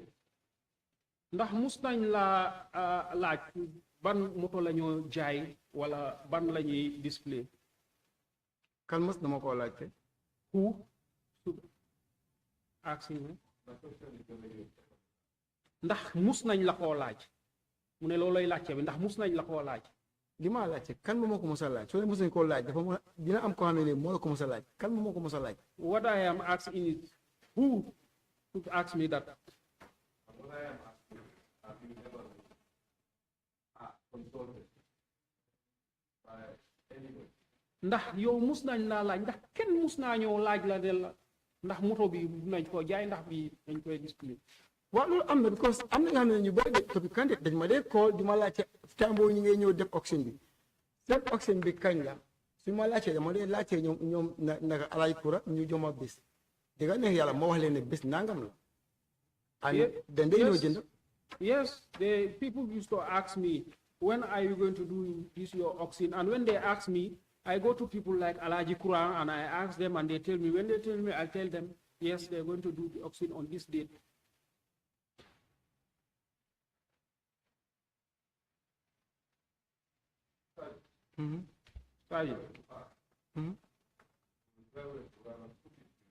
Su fekkoon ne dama lay laaj wala su fekkoon ne dama lay ne.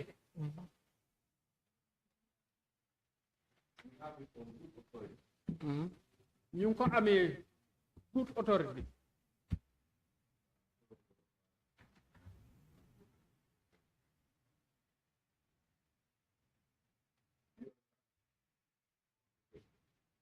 Understand. You understand the scale of the authority? Understand.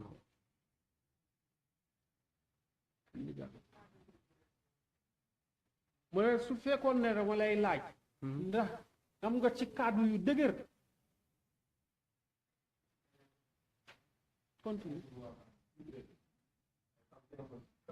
non ne am ok mais am nañ ko ci kàddu yu dëgër. waaw. waaw. ne yow jaay nga ay moto. lan ngay wax ci loolu. man jaay naa moto. waaw xanaa tracteur bi ma gars yi jaay ma riseel ko tracteur bi dañ ma ko jaay ma riseel ko. Unless the tractor they sell to me and I resold it. Kan moo la ko jaay. Jagne commission itself. The commission. at Sukuta. naka la ko commission di jaayee. Sukuta lañ ma ko jaayee Sukuta health center. temps boobu ñu ngi yëpp auction. They sold it to me at Sukuta Health Center. Then they were auctioning. Okay, let's go back. ñu delluwaat kóotu.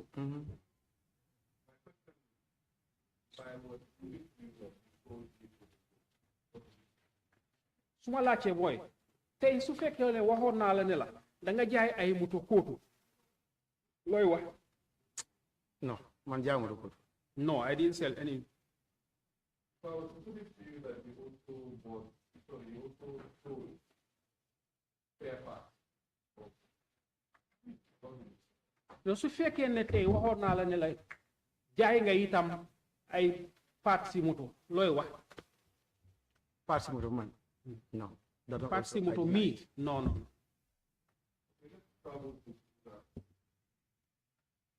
Let's go back to Sukuta. At the health center. ñu delluwaat Sukuta. Can you explain the circumstance under which you bought the tractor? Ndax mun nga ñoo wax ci anam bi nga jëndee tractor. tractor bi biñ demee def evaluate bi yëpp. The tractor, when they went and do the evaluation, And I seek consent of Alaji Kura. Sorry, ma wax ak Alaji Kura. I seek the consent of Alaji Kura. Ma ne ko dama am interest si tractor bi nekk Sukuta Health Center. I told him that I am interested in the tractor at Sukuta Health Center. Mu ne ma wax di yaa ngi ànd ak ñun ko dañoo dem di dee biñ ko jaay. Then you are moving with us. Then the day we are going to sell it, we go together. So loolu laa dama ànd ak ñoom foofu noonu. Then that's what I did. I went with them there. Gars yi joxe seen first price. Then they give their first price. That is I think 10,000. That is, I think, 10,000. Somebody paid 20,000 instant. Somebody paid 20,000 But I instant. cannot recall the person who paid because I don't know them. I cannot recall the person because I don't know them. Léegi keneen ki ñëw kooku fay 25. The other one came and 25. Man ma ñëw fay 35. I came and I paid 35. So ñu ring bell bi They rang the bell. 35. 35. Am ku ñëw yokka mu ne 37 Somebody added and said 37. and I say 40. And I said 40. They asked me to pay. Right? ñu ne ma fayal. And they asked me to pay. Si laa fay that very time. Then I paid. Ñu jox ma receipt. They give me the receipt. After biñ demee after 2 days After 2 days, fekk mi ngi tombé weekend. then it was weekend. Si laa use suma towing vehicle bi. Till I use my.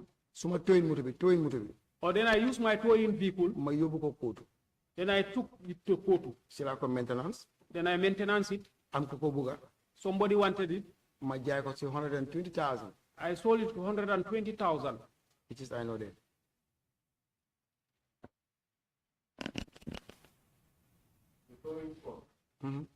Towing truck. Then call you one that bear la si moto yi MSA. It's a military vehicle on the state house. State guard, right. It was a military vehicle under state guard. Moment don't use the whole parking, all these tractors or whatever, Jagne Commission. That's the one we were using for all these parkings, this Jagne vehicles. Lol mo waran ma don ànd nak Jagne Commission because of moto bo in fact. That was why I was going with Jagne Commission. It was because of that vehicle. Ndax moto army la woon. Moto amé ba légui sa mom la ñoo use. Yes, it's a army vehicle. In fact, up till now we are using it. Crane. Ndax crane la. Crane la wa. Yes, it's a crane.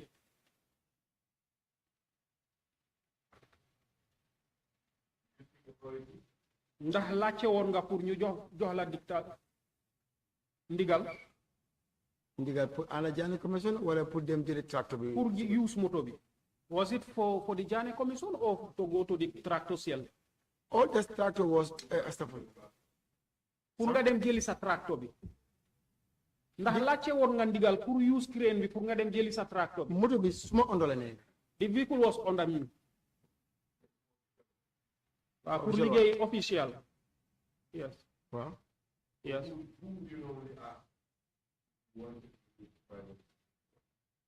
Kan nga doon laaj su fekkee ne da nga bëgg a def sa liggéey yi boppa.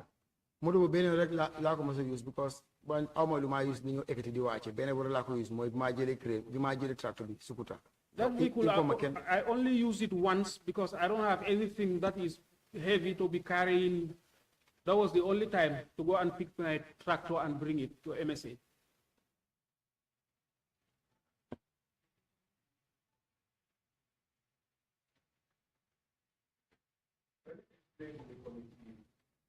Ndax mun nga explain la committee naka la affaire du demee woon. How the crane. Oh, naka la crane bi mel.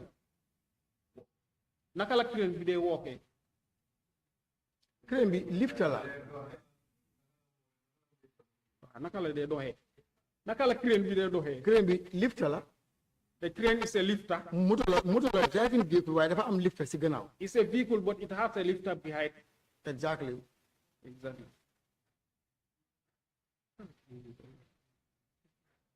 So it practically lifts. Exactly. ndax daf dee ekkati moto. Yes. The free ticket, therefore see box and then go with it. It Never- lifts it I'm and going put to it have behind. two category of lifter. There are two categories of lifters. Bene bi mun naa lift give ko to another car mu yóbbu ko. There's one that can lift and put it in another car for that car to take it. Waaye man bi nekk si suma onda daf dee lift ba pare mo so mu kaa rek. Okay, but the one under me, you will lift it and put it on top of it and carry it. Self-sufficient crane. That I cannot translate.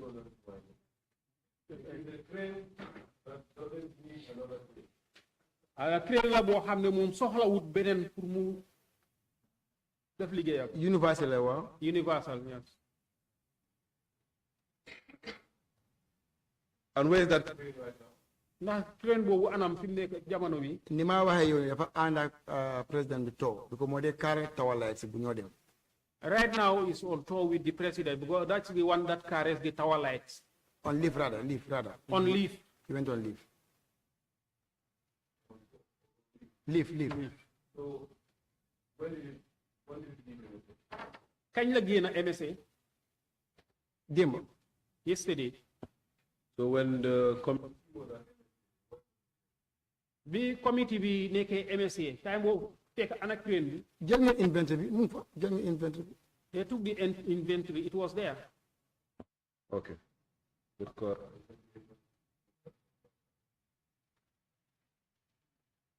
Now,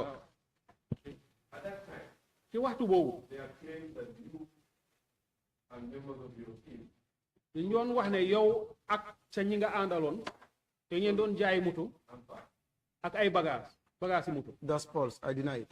Mu ne loolu amut weddi naa ko. and with the use of the crane. Ci ak ndimbali crane bi wala liggéeyi crane bi. It makes it very easy to remove one location and put it in another. Def dee yombal seen liggéey trop pour ngeen jëlee moto si benn place yóbbu ko si beneen place. Waaw. Yes. Huh? It makes it easy for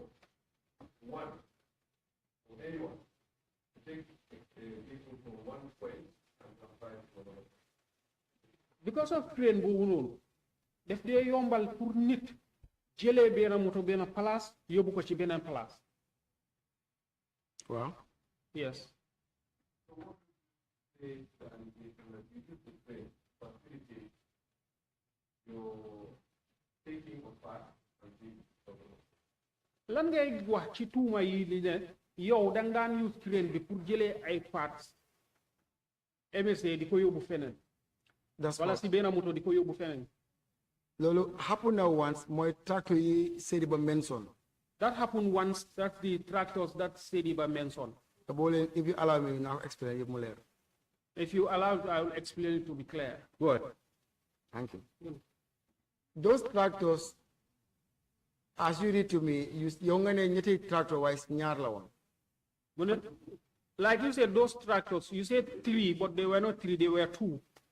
Ñaari tractor la moto bi la crane bi yóbbu. Ñaari tractor la crane bi yóbbu Bundung si benn local garage. The crane only took 2 tractors to the local garage in Gunjur. Not Gunjur, Bundung. Bundung. Léegi biñ demee dañ ko bëggoon a cannibalize pour ñu am benn buy daw.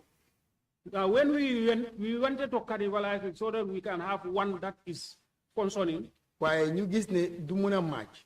but we know that we cannot match. Time boobu information baa ngee dem ñu call Seydi Ba. Time boobu. Information yaa ngee dem fu nekk. Oh, then the information was running, so we called Sediba. Seydi Ba call ma laajte ma. Sediba called me and asked me, Ma ne ko tractor yi the same cannibalize bi ñoo def moo tax tractor yi dem fa. the tractors, is the same cannibalization that we are doing, that is why the tractors went to Bundung. Mu ne ma ne nañ fa tase. Then he told me that let's meet there. Bi ma demee mu gis tractor yi. Then we went, he saw the tractor. Mu ne ma yii nii tractor government tractor yi ñu ngi paagoon si boori moto yi war a oxygen. He said the government tractors were parked next to the government vehicles that were supposed to auction. Ma ne ko waaw. I said yes. Ñu off fita bi because He called the mechanic. Because I'm a mechanic, but I'm not basically I'm concentrated on these tractors. That's not my job. Man mechanic la why I'm not do my really tractor. I am a mechanic, but I am not specialist in tractor. So being When we call the mechanic and we ask him, you know moto Jagne def ko fa essayer pour cannibalize mu ko wa. Jagne brought the tractors here for cannibalization. He said yes. Why call na Jagne mo ne ko ñaari ni sen bagage yi biñ mëna jënd because bini naga master ko sin la bini am benen façon ngi mak. I called Jagne, but I told him that we cannot cannibalize them because they are not the same. Jagne crane bi afa amon breakdown. Then the crane was having a breakdown. Si la ma séri ba mu ne ma kon trial comme ko du ben nga délo ko because my am impression ne da nga gëné moto dañu fogg ne dang ko jaay. Then try and return them to MSA because I am having the information about them and then people think that you want to sell them. Moto bi tractor yi nekk na for 3 to 4 days.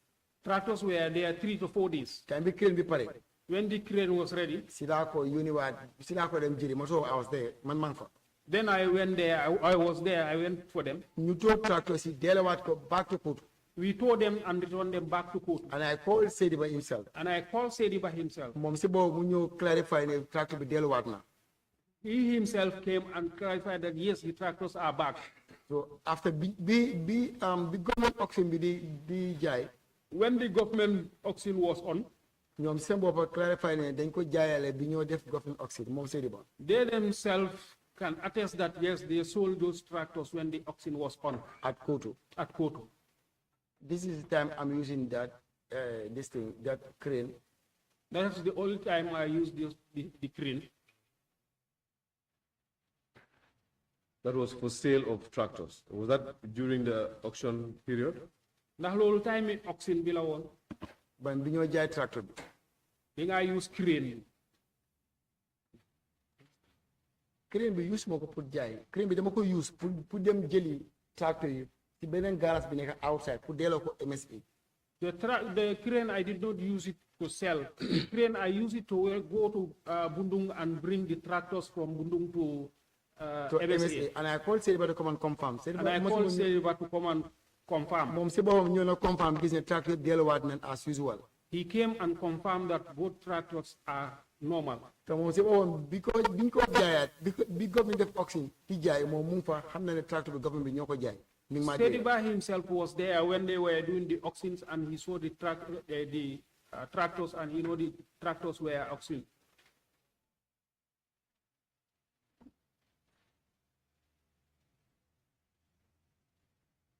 Okay.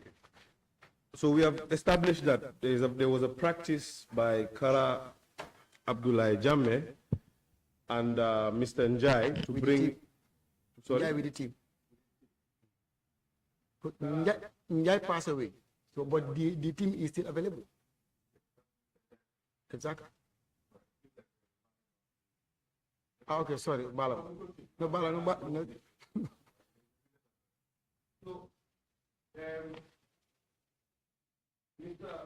the auctioneer was also present in some of those things, right?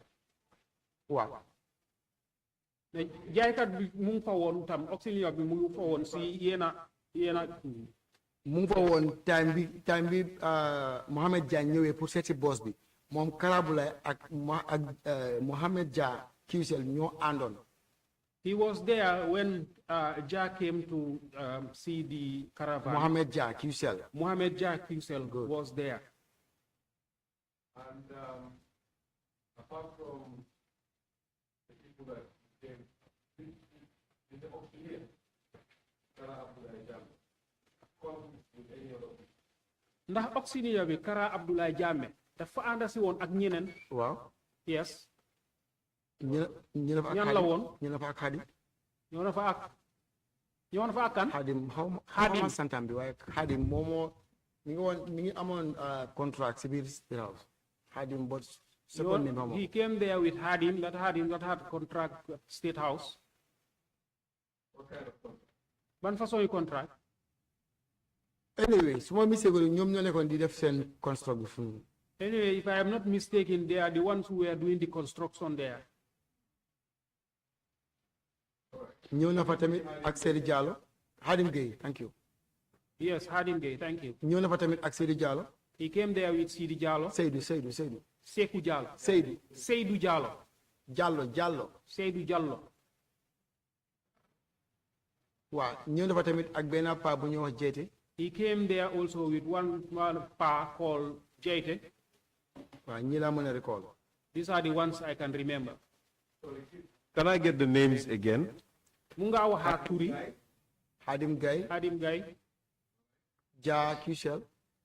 Jackie Usel. Seydou Diallo. Seydou Jallo. Kara Ablay. Krab Lai. And then one dad called something Jeete, but I don't know his first name, but I know him through Jeete. One man called something Jaite. I don't know what is his first name, but I know he's Jaite.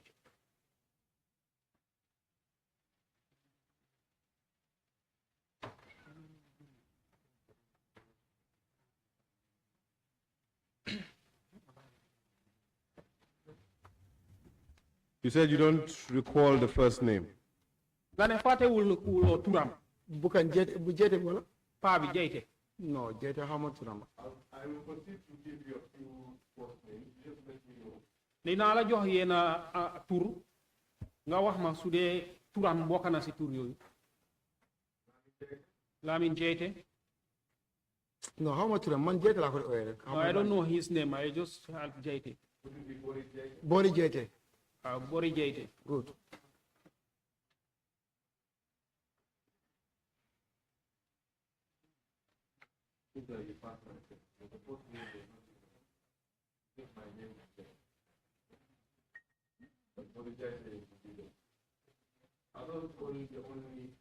Those I can recall. Ndax yooyu rek la. Unless when I crack my brain, but those ñooñu laa mën a recall. Yooyu laa mun a fàttale. Those are the ones I can remember.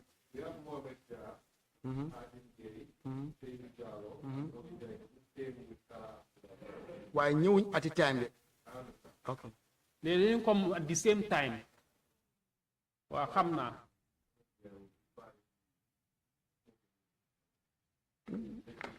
Gis nga right now ñu ngi understand su ma demee anglais ñu ngi start di am problème doomu anglais nañu olof. Don't even try to go. Hi.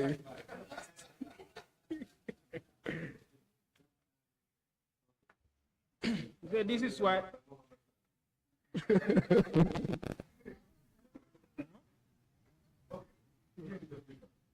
this is why I insist that we speak Wolof, because you know I cannot speak English. You see the way how fast it is. So this is why I want us to speak Wolof.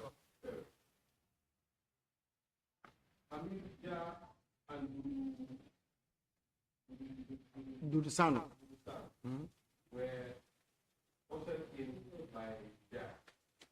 Hamidou Dia ak Dudu Sané moom Njaay moo leen indi woon Dudu Sano Njaay moo leen indi woon. waaw Njaay ak Karablay ñoom ñoo ànd ak Hamidou Dia Qcell. Njaay and Karabulai, they came with Hamidou Dia Qcell. waaye Du Sano. But Du Sano, moom ak Njaay alone ñoo ànd. he came with Njaay alone. ak driver Du Sano. And Du Sano's driver. waaye mënu maa recall ban driver. But I cannot remember the name of the driver. Bi Hamidou Dia ñëwee tam moom ak Mr. Njaay rek la woon. ak Karablay. And Karabulai. So just for the record, all the names you've given me, Karabulai, Jagne, and Mr. Ibrahim Njai were both present except for Dudu Sa. Exactly. mu ne pour record si pour yim la wax nii ñoom ñëpp ñu ngi fa woon ba mu des ci mujjee tura. waaw. Yes. Let's talk about yourself. Do you bring any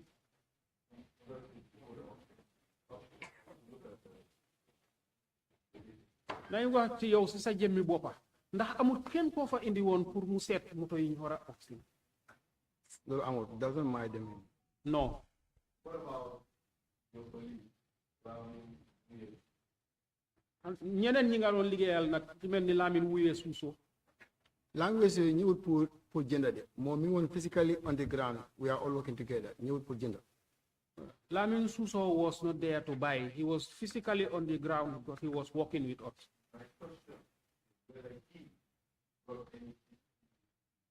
Mooy laajte bi mooy ndax Lamin Suso boobu ndax indi du fa woon kenn pour mu ñëw pour jënda. boobu not to my knowledge boobu ama si xam-xam. That one is not up to my knowledge. I don't have any knowledge about that. Ndax yéen a bokkoon waxtu bi ngeen doon liggéey the same shift. moom at times mu ñëw at times mu absent. Sometimes he will come, but sometimes he will absent.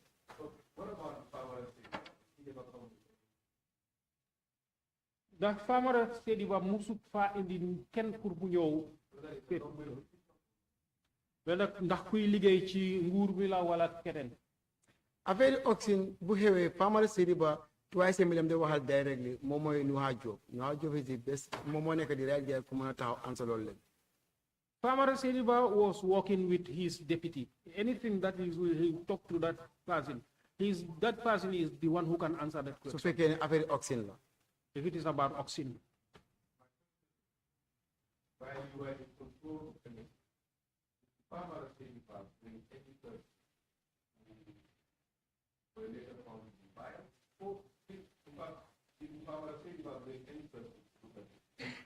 Laajte bi mooy ndax yow time bi nga fa nekkee bu yow yaa nekkoon in charge of MSA ndax Famara Sediba Mustapha indi kenn pour mu ñëw seet moto yi nga xam ne yooyu la ñëw oxygen. mosu ko direct man de xam mu dara ko si Njaay boot man mosu ko gis. He have never directed anybody to me. Maybe he directed to Njai, but not to me.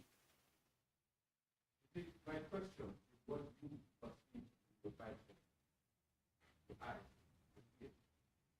Mu ne suma laajte bi mooy comme maanaam loo xam ne loolu nga xam sa bopp bi wala loo gis wala loo dégga. Léegi suma laajte bi mooy yow yaa nekkoon in control of MSA. Ndax mus ngaa fekkee boo xam ne Famara Sediba indi na nit pour mu ñëw gis moto yi. mosuma ko witness. I've never witnessed. I've never witnessed. Aside from the valuer, gannaaw valuer bi ak auctioneer bi ndax am na ñeneen ñu doon indi foofu noonu ay nit pour ñu ñëw seet. waaw booy si Njaay dañ fa daan isi nekkul Njaay moo la isi de booy si Njaay tamit dañ fa daan isi ay nit. Yes, those who were working with Njai used to bring people there. Not Njai himself, but people that were working with Njai used to bring people there.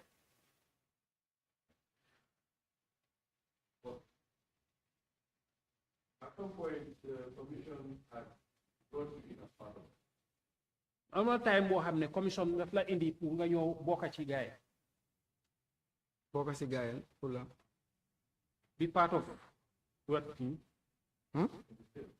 nga bokka ci njaay mi. ma bokk si Jagne commission as a security waaye man jaay moom. I was part of the Jagne commission as a security, but I was not selling. waaw. waaw. moom laajte bi mooy ne yow bokkoon nga si team Waaw. Jagne commission bi yes.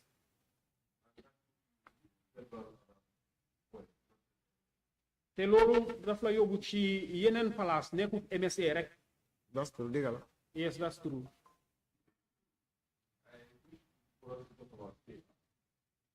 dama bëggoon pour ñu wax mbiri State House. Were there skills that happened outside of ndax am na yeneen njaay yoo xam ne amoon na ci biti State House. man yi ma fekkee gisuma ko because anga moo tax dama bëgg a mu leer because Jagne commission bi dafa am ñaari team. All that I witnessed, I did not see that. Jagne Commission was having two teams. waaye first team bi. And the first team, team bi dafa ànd ak Alhaji Kura. that was the team that was moving with Alaji Quran. and when biñ ceeñee Alhaji Kura. When they changed Alaji Quran, fekk time bu ak man suma time bi jég naka sorante wut. that time and my time are not far from each other. kon su ma nee State House jaay nañ si biti wala jaay nañ si biti damaa fen waaye xamuma si dara. But when I say State House, they sell there or they sell outside of State House, I am lying. So you were not part of the team at State House. I was mais yow bokkuloo ci team bi nga xam ne ñu ngi doon jaay si biir State House. boobu nekkuma ko. No, I am not part of it. My own provinces I was at the provinces within Combo area. and within the combo area. Where were the vehicles that were parked at State House? Moto yiñ paakoon State House. Do you know where they were sold from? ndax xam nga fan lañ leen jaayee. Fan la leen jaayee wala naka ka moo leen jënda. Where they sold them or who bought them. nañ commencé fan lañ leen jaayee. si biir State House la leen jaayee. Inside State House, that's where they sold them. naka nga xamee loolu. State House bi ñu fa jaay moto ku nekk xam na ne State House auctionnaire because auctionnaire bu ñoo dem comme for example tey bu ñu ñëwee fii nii ñu ne tey fii la nekk waaye the same time dañ ko di announce over the si seen radio mic bi ëllëg ñi ngay dem place nangam.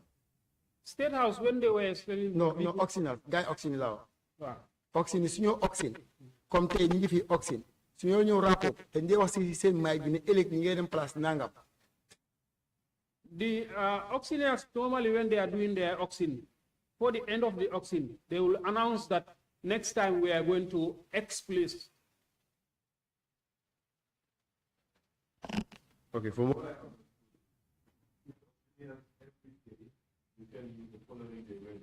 Exactly.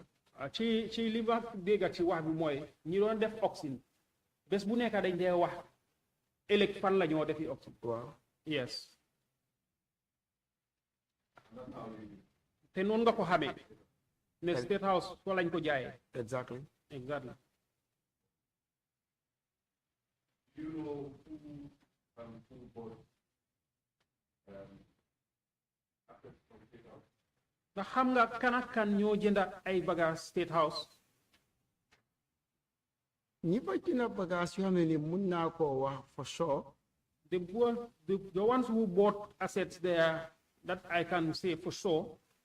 yooyu man ñaari nit laa mën a wax muy ma ko passé. I can only mention two. I cannot go beyond. Because of ñooñu laa gis moto liñ fa jëndee ñi ngi ko dawal ma gis ko si ñoom. Because those are the ones that I see what they bought, they are driving it. I am seeing it with them. Number one moom mooy Hadim. Number one, that is Hadim. Number two, the one. Hold on, when you say Hadim, Harald, sorry, Hadim, ban Hadim, Hadim Gaida. Continue. Number two, one PS,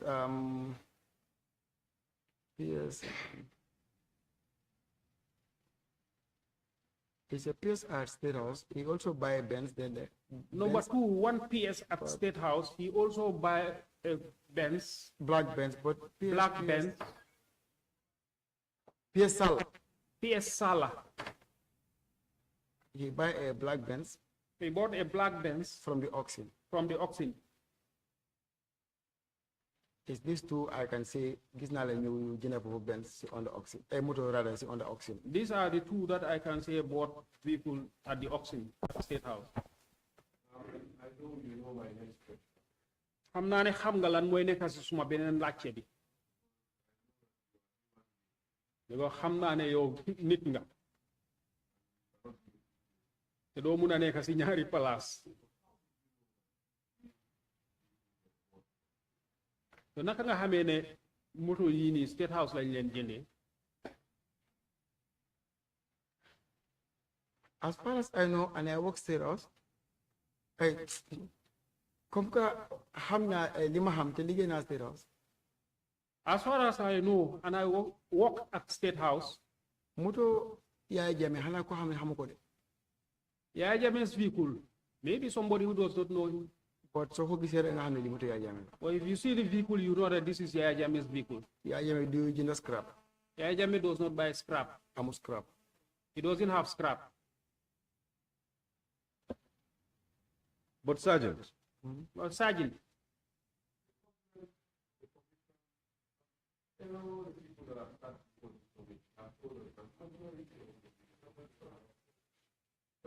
Government bi ak commission bi ak ñeneen ñi nga xam ne jaar nañ fii nii yëpp dañu wax ne moto yi njaay yëpp scrap lañ.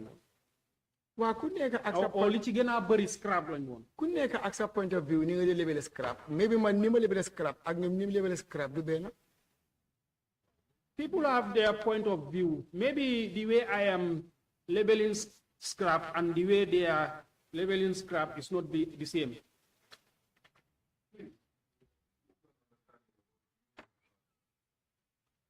Why ñu pour ñu xam yow li nga mean si scrap?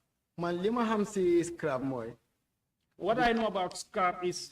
Because ñun Gambia fi yaagu ñoo jaay fee rek.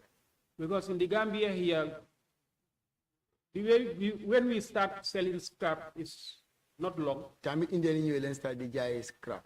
When the Indians came, that the time we start selling scrap. Li ma xam si scrap moo tax suñu ne oxen bi dama dem ma jënd scrap. What I know about scrap is that is why when they said oxen I'm going to buy scrap. Waxuma ko dugal nit de no.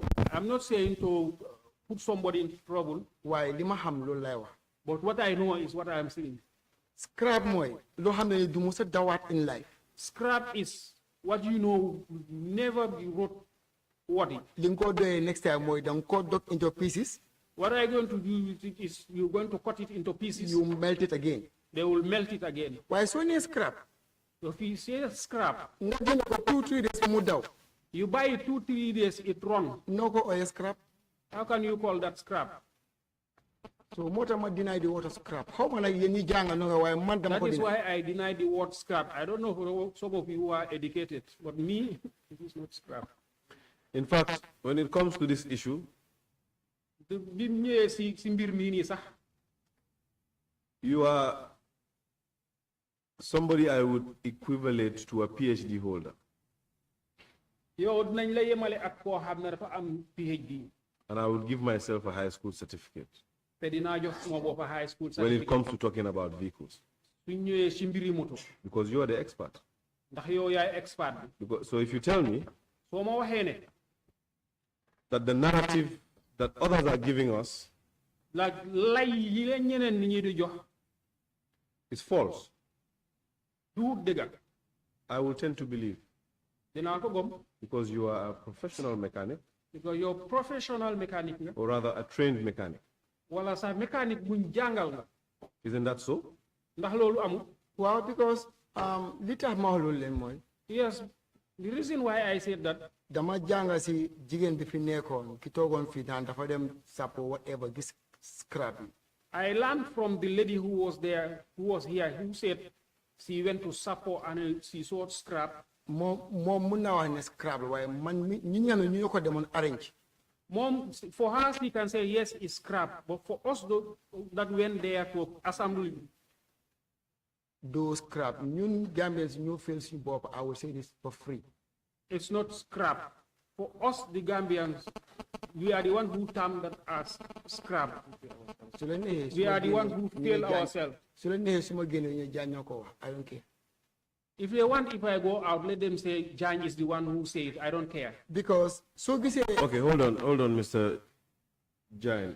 I understand the temperament and whatnot, but let's level our language. This is a House of Parliament. Okay, thank you. This is the National Assembly, and there are certain phrases that are not befitting to be uttered in this House.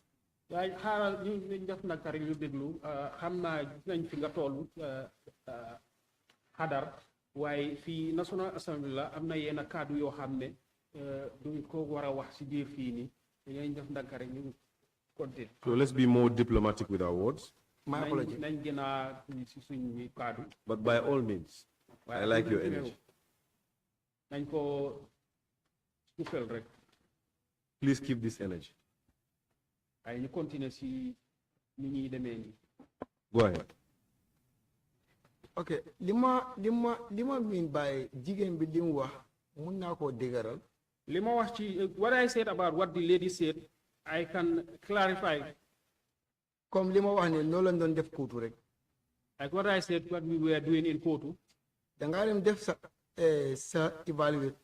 You will go and do your evaluation. Nga call sa friend. You call your friend. Boy, may dem support wala may dem basse. I am going to Sapo or I am going to Basse. Suma aje suma fa gisee moto ban façon machine nga buga mu ne la Mahindra wala mass focusing. If I see a vehicle, what kind of machine do you want, Mahindra or?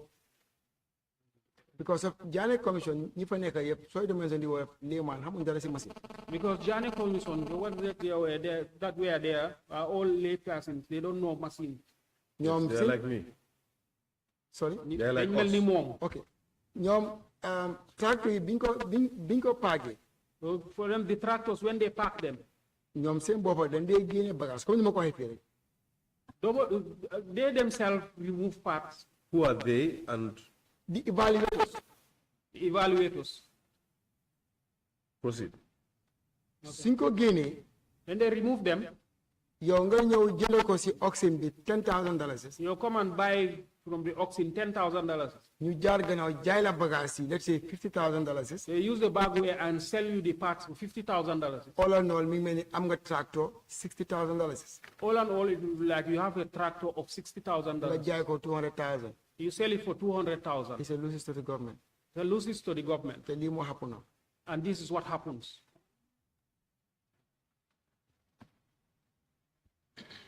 But if one could also say Su fekkee ne nit mun naa wax ne that Ne. Famara Sediba was with the valuers the whole time. Famara Sediba mu ngi woon ak valuers yi waxtu bi yépp. Are you saying that he was also part of the scheme? Famara Ndax da ngay Sediba wax ne moom tam dafa bokkoon ci njuuj njaaj boobu. Famara Sediba must appear daf dee yónni. Famara Sediba has never appeared. He always sent people. buñ demee suñ ñëwee When they go and come, si lañ ko dee jox report bi then they will give him the report, moom mu forward ko so JANNEH commission. and then he forwarded it to JANNEH Commission. te Famara Sediba nekkul dama ko baak because of Famara Sediba, it's not that I am backing su him. fekkoon ne baakin la lim bindaa duma ko baak. If it was a backing, then what I wrote, I will not. What he waaye What he waaye wrote, I will not. waaye dawal moto But driving a vehicle taxul nga xam moto. doesn't make you to know a vehicle. am moto Have a vehicle taxul nga xam moto. doesn't make you to know a vehicle. Famara Sediba moom mooy contrôle moto yi. Famara Sediba is the one controlling the waaye vehicle. tey su paane dafa ooyee mécanique xamul dara si moto. But when a vehicle has a breakdown, he will go and call a mechanic. so He ñoom doesn't know anything about it. ñoom mën nañu ko disif si kaw loolu leen fekk du xam. They can deceive him on that and he will not know. waaye man mi nekk physically underground But him who is physically on the ground, nekkuma di accuse kenn de I am not accusing anybody. da ngeen ne ñu wax dëgg. He said we should tell the truth. that's why ma wax leen lii. That is why I'm telling you the truth. lii moo tax ñu ne scrap waaye scrap man ma ne yaa jël amul scrap. This is why they say scrap. But for me, I said Yaya Jammeh doesn't have scrap. because soo ñëwee fekk ñu lose bagage yëpp teg ko mu tëdd automatique da nga naan feeraay la. Because if you come and you find that they lose all the parts and put them down, obviously you say this is scrap. nga jaay ko nit people like man nga jaay ma ko ma jël suma crane bi yóbbu ko. People like me, you sell it to me, I take my crane and take it. 2 days ma jox la liif with that car. 2 days, ma jox la liif ak moto boobu noonu. I give you lift with that vehicle. so kon scrap amut. Then there's no scrap. Okay. You had mentioned earlier that there were about 6 vehicles that were armored. ci gannaaw tuuti wax nga ne amoon na 6 moto yoo xam ne amoon lañ. at Kotu. At Kotu. waaw. at Kotu. Were there any other armored vehicles anywhere else? Ndax amoon na yeneen amoon véhicule yu nekkoon feneen fu dul Kotu. I can only know for Kotu. man Kotu laa mën a xam Kotu laa mën a xam. I can only mention about Kotu because that's where I know. All right. So we have discussed for over 3 days now. Léegi waxtaan nañ tollu si ñetti fan léegi. And from what I understand is that Ci li ma si jàngee mooy ne there was a lot of dubious activity. am na njuuj njaañ bu bari bu amoon. There were public servants who defrauded the government. Am na ñi doon liggéey ci nguur nga xam ne ñoom ñu doon fraud government. Who were not honest to the commission. Yoo xam ne jubuñu woon ci commission bi.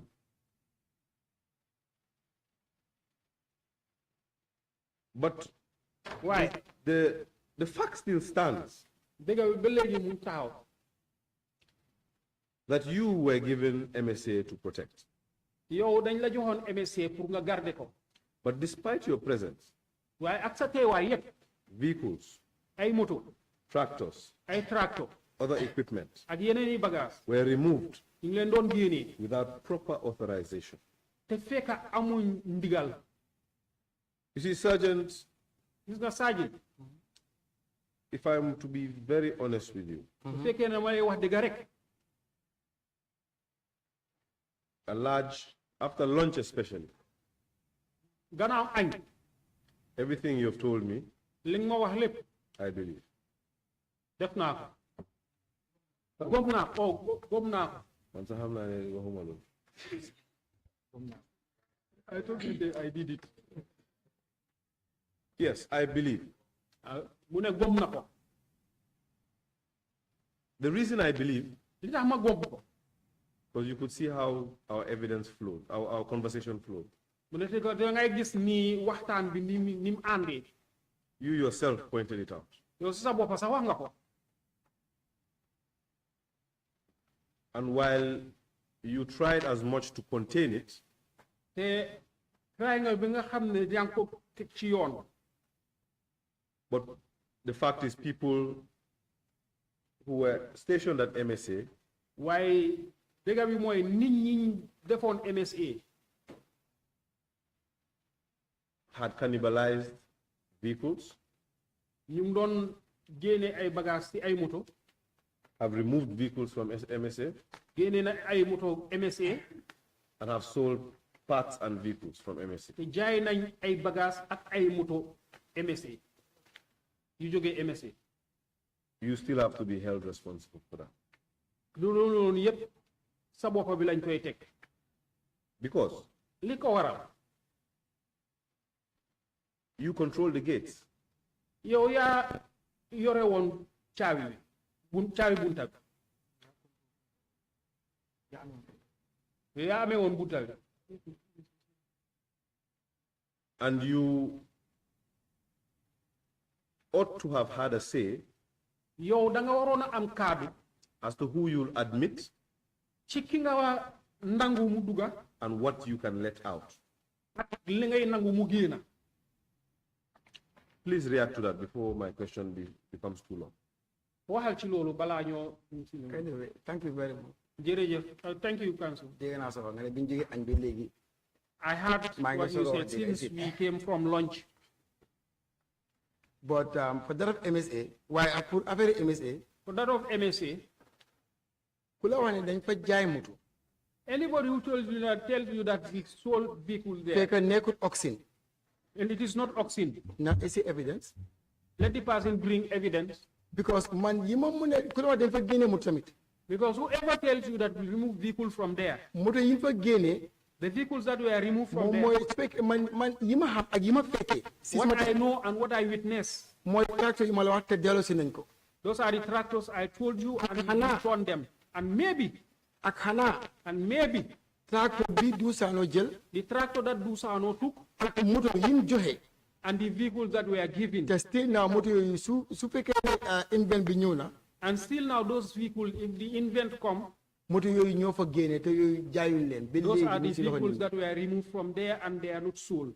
moto yooyu dañ leen ko jox pour ñu use ko seen official car. Those vehicles were given to them and they were given to them. su fekkee ne nit ñi dañ gis moto yaa ngi génn. Mais su fekkee ne nit ñi moto yooyu la gis ñi ngi génn. if those are the vehicles that people see going out, ñu foog ne dañ ko jaay. think that we sold them. moto yooyu jaay ñu moto yooyu leen. We did not sell them. Those vehicles, to be candid with the commission. we candid with the commission. Man maa use my own initiative. I use my own initiative bala ñoo jaay moto yi. before we sell them. te am na yu mën a nekk en route. And there are ones that are roadworthy. te mën nañ ko jox nit ñi ñu use ko. And they can be given to people to That's use. why ñu make leen on road give it to people. That's why we give them to people to te use them. ñin ko jox. And the people that were su given, inventé bi ñëwee di nga xam kan ak kan ak kan la. When the inventory come, you will know who and who. So fekkee loolu la gars yi gis ñu ne dañ jaay moto yi ñu ngi ko use si département yi ak si army bi. If that is what they see and they say we sell the vehicle in the departments and the institutions. Bagage yi ñoo naan dañ ko jaay. The equipments they are saying we sell them. May bi duma wax ne loolu moo xew waaye man suma own thinking. Maybe I will not say that is what happened. Bagage my own thinking. Bagage yi mu génne from vehicle Y and then def ko si vehicle X. The parts that were taken from vehicle Y and put to vehicle X. But as far as I know, man, but as far as I know, I was the one there. Nothing was out up to the time I left that place. Because of I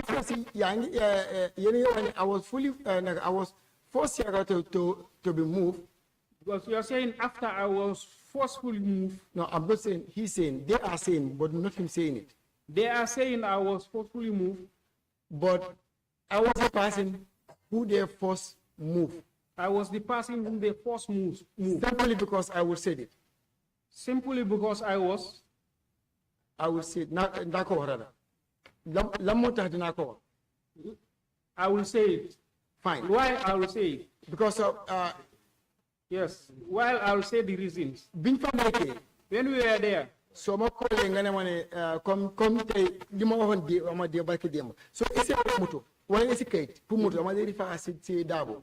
If you bring a vehicle or a paper, I will refer you to Dabo. You gisne affaire si minge tough. They see to read that the thing is getting tough. I don't allow vehicles to go out. One captain said he can.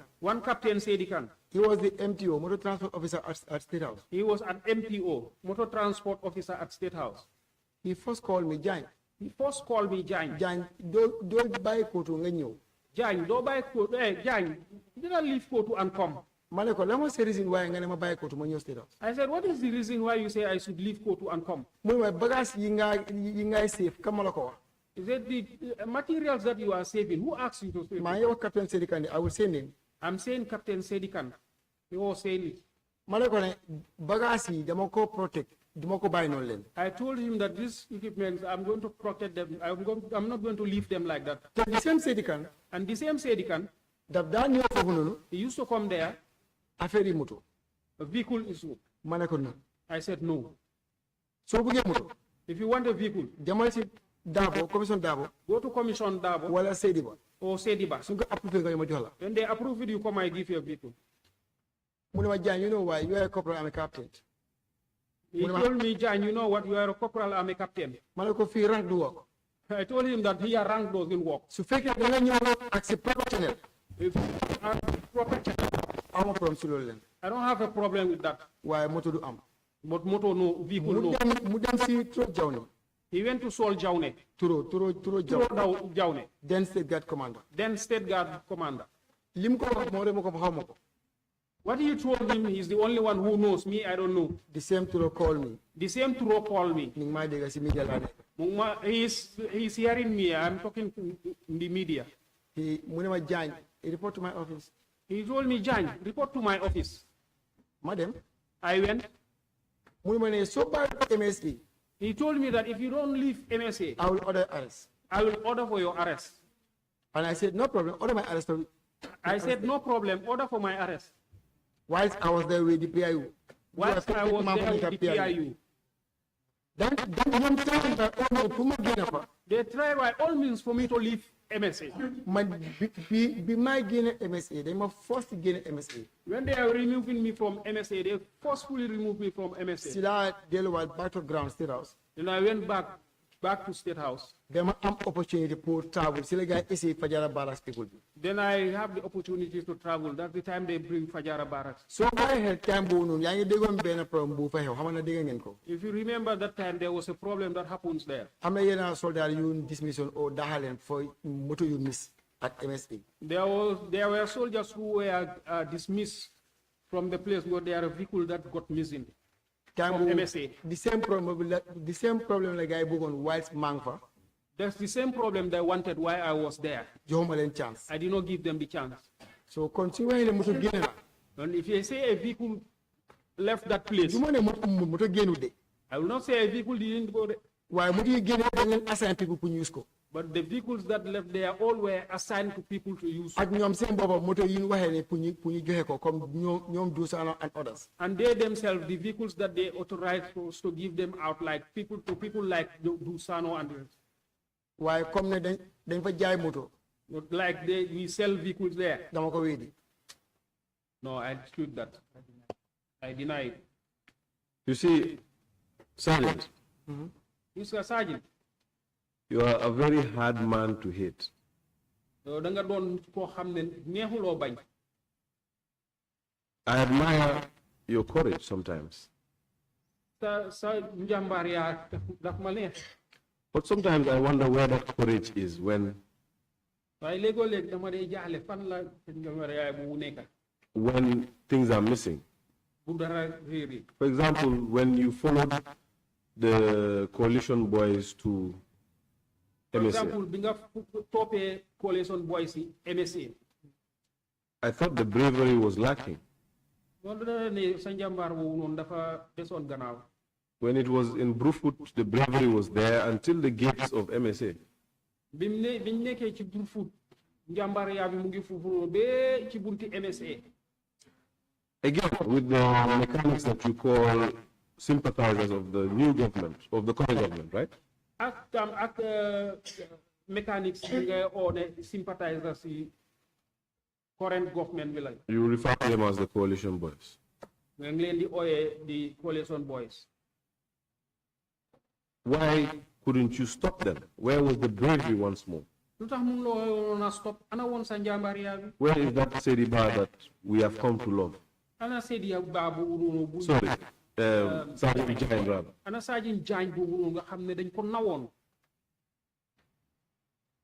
It's like it's flipping flopping for me. You're very brave when it's convenient and very lenient when it's not. dafa mel ni comme luy dippi ko dëpp sa njàmbaar yaa bi daal dafa demoon. am nga li waral loolu. You know why that? comme noo ko waxee rek lu nekk dafa nekk black and white paper. Like the way you say it, everything should be in black and white. tey su fekkoon ne tey am naa fa gaay problem. Today, I have a problem with them. I'll be a victim. I'll be a victim. Simply because ñoom si seen boppa time boobu leen. They themselves that time. yaa ngi wax coalition. You are saying coalition. ñoom ñu ma gën a am doole. I'm not saying ñu ma gën a am doole. They were more powerful than I am. Because time boobu leen. Because by then. Maybe if I say it, people will say something else, but the command and control was not even effective. I'm not going to say all of them. Command and control be there. By that time, the command of control was not effective. So, time, I didn't it was that time. I will be season bopam. The army itself. From headquarters. From headquarters. Binda. They are the ones who wrote. So my own transfer. My own transfer. Them jail code to fully. They went and took code to fully. With any other sister forces. With any other sister forces. That's the time I can stand and then say I am this and this will happen. That's the time I will stand and say this will happen and that happens. Why? But that couldn't happen. Because the way you say it. They don't blame because they will blame me because I was told verbal. Why time the interest of the nation. But that time I didn't see anything. I was just seeing the interest of the nation. Because you are seeing because you are seeing Buku Sango Deribe season beer. Highlands covered with goat skin. Just fake on the matter how ma def come me very deaf. I didn't mean I stood and. Can you decode the hyenas and goat skin for the record? Wolf in a goat. Wolves in sheep's clothing. In a sheep clothing. Proceed. Mu ne ndax mun nga leeral loolu noonu bu këriñ sangoo bay lu mu tekki. Buki sango deribe lim teki. You pretend to be good whilst you are not good. Is it in English? I believe we have set the record straight, right? Wolves in sheep's clothing. Sheep clothing, yes. All right. Proceed. So, Tambo gisumon dara ludut alele rewmi. By that time, I was not seeing anything apart from the nation's property. Bañ mu yaahu. I don't want it to get spoiled. Because su fekkoon ne tey dama def comme nii ñu bay def toog hold my hand. Hadn't been I did the way the others did, just fold my hands. I'm not saying ne tey duñ toog fii di calculate bagage yi de. I will not say today we will not sit here and calculating the equipment, waaye duñ àgga up to liñ am. but we will not come up to this. Because tey gannaaw yàlla. Okay, that's fine. That's fine. I will stop you. I have literally about 6 minutes to wrap up with you and hand over to the high table. So I want to make the best of it. li ma desee ci waxtu léegi bareetu juróom benn minute léegi dina gaawalantu jeexal loolu noonu den ma bàyyee la ak committee. I wish to ask, there were several ambulances at dama bëggoon a laaj MSA, am na ambulance yu bëri yu nekkoon MSA. correct? Yes. Wow. Yes. With the generators. With generators. Brown new generators. The ambulances had generators. Ambulance yi dañ amoon ay generator. da nga am generator ak ambulance yi benn catégorie lañ nekkoon they are brand new. You have ambulances and generators. They were all the same categories, brand new. Kontaan naa ne tudda nga ne US pool lañ woon.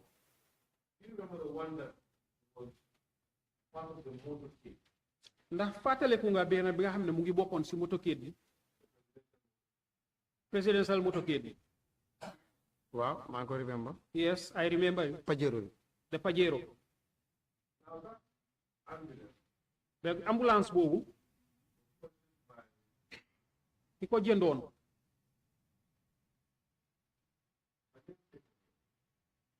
ko bokkal tur sa tooma Adama.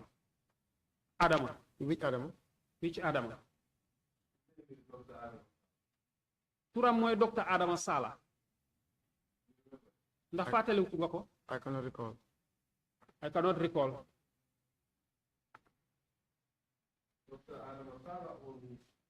Dr. Adama Sala moom mooy moom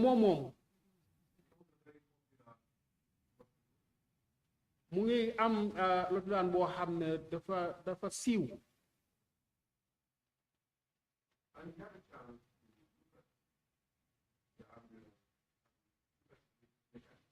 te amoon na chance pour seet ambulance bi ànd ak mécanique am bi bi ñu ko jëndee mu bàyyi ko foofu ci ay kàddoom bearing bi ci kanam dafa amoon problème soo moto bi mënut a dem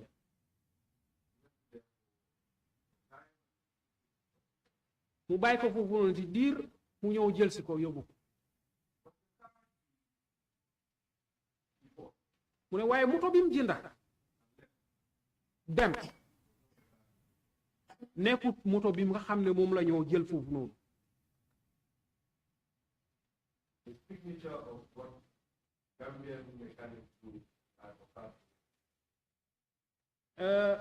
jikko bi nga xam ne mécanique yi Gambia moom lañ dee def moo ko dal moom. The parts had nekkul rek ne sax dañ génnee parts ci ay kàddoom mel ni dafa amoon ak terrorisme di ko mun tax sax xàmmeeti moom moto bi mu jëndoon ak bi mu fa fekka moto boobu noonu saroon la nekkoon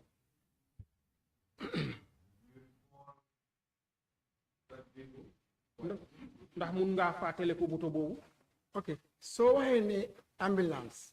If you say ambulance, US to benn moo fa nekkoon. a new one was not one. So the disaster management. Disaster management. They claim to own those ambulance with the generators. They claim to own those ambulances with the generators. So that will be surprise me. So need moko jëndal. That will surprise me if you say somebody bought it. Te ñoom seen bopp disaster management. And they themselves, disaster management, ñoom ñoo ñëw di pick moto yi one after the other, one after the other. they came and they were picking those vehicles one after the other. Together with the generators, this silent generator. Together with the silence generators. And then when I was leaving Koto, When I was leaving Kotu, I left there four by new generators. I left there 4 new generators The ambulance also, it was 5 brand new ambulance. with 5 brown new ambulances. So this cannibalize that you are saying, This cannibalization that you are saying, I'm not saying it's not happening, I'm not saying it doesn't happen, but then I can say when I saw back, because time of a nekon, then I can say the time that I was there, man as a mechanic, me as a mechanic, do gis moto es mako cannibalize. I will not see a new vehicle and I cannibalize it. Duma dem moto es lang. When I was going, all the vehicles were new. So kon understand mako bobu kan mako cannibalize kon. Then I didn't understand who must have cannibalized Because that. I lived that place 3 years after. Because me, I left that place 3 years after. The ambulance was a Ford Gulfstream. Ambulance before la one Gulfstream.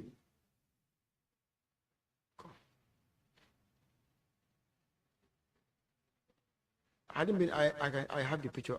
Maybe I can crack, but Hadn't like been this, I I have cannot the remember. picture, You won't maybe I understand. can remember. But So after the sales that occurred, the sales of vehicles that have occurred in MSA, were you in MSA? Njaayam moto wu passé mooy moto yi ñu doon jaay MSA. Were you at MSA? Ndax yaa ngi woon MSA. Dan bi ñoo jaay moto yi. Gannaaw bi njaay mi jeexee. Waaw. Ndax yow yaa ngi woon MSA. Déedéet. No. Fekk time boobu Fajara Baras ñoom ñoo take over. Then Fajara Barracks took over. Okay, that's fine. After the auctions, when you came back from Darfur, did you meet any vehicles remaining? Gannaaw auction bi nga jógee Darfur ñëw ndax yow gis nga benn moto bu des foofu.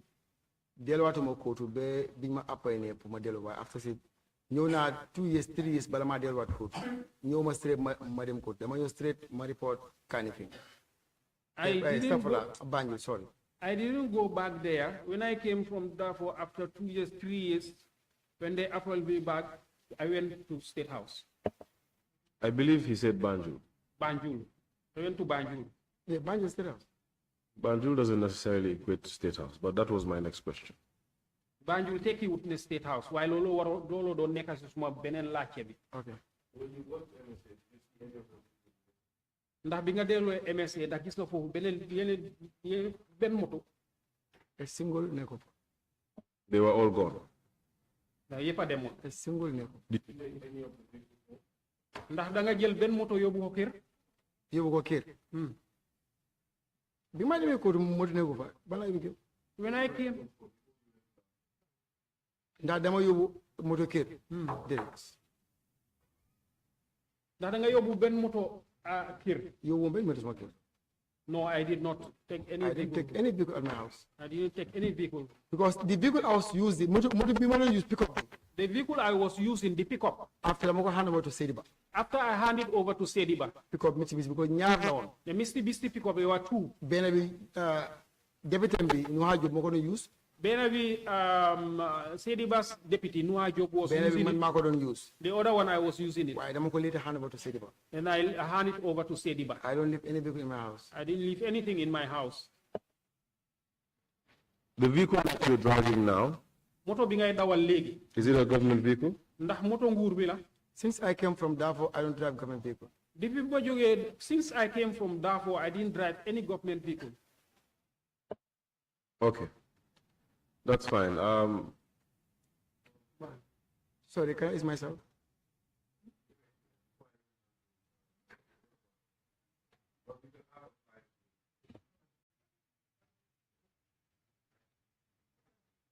Ten minutes? Okay, great. Fantastic.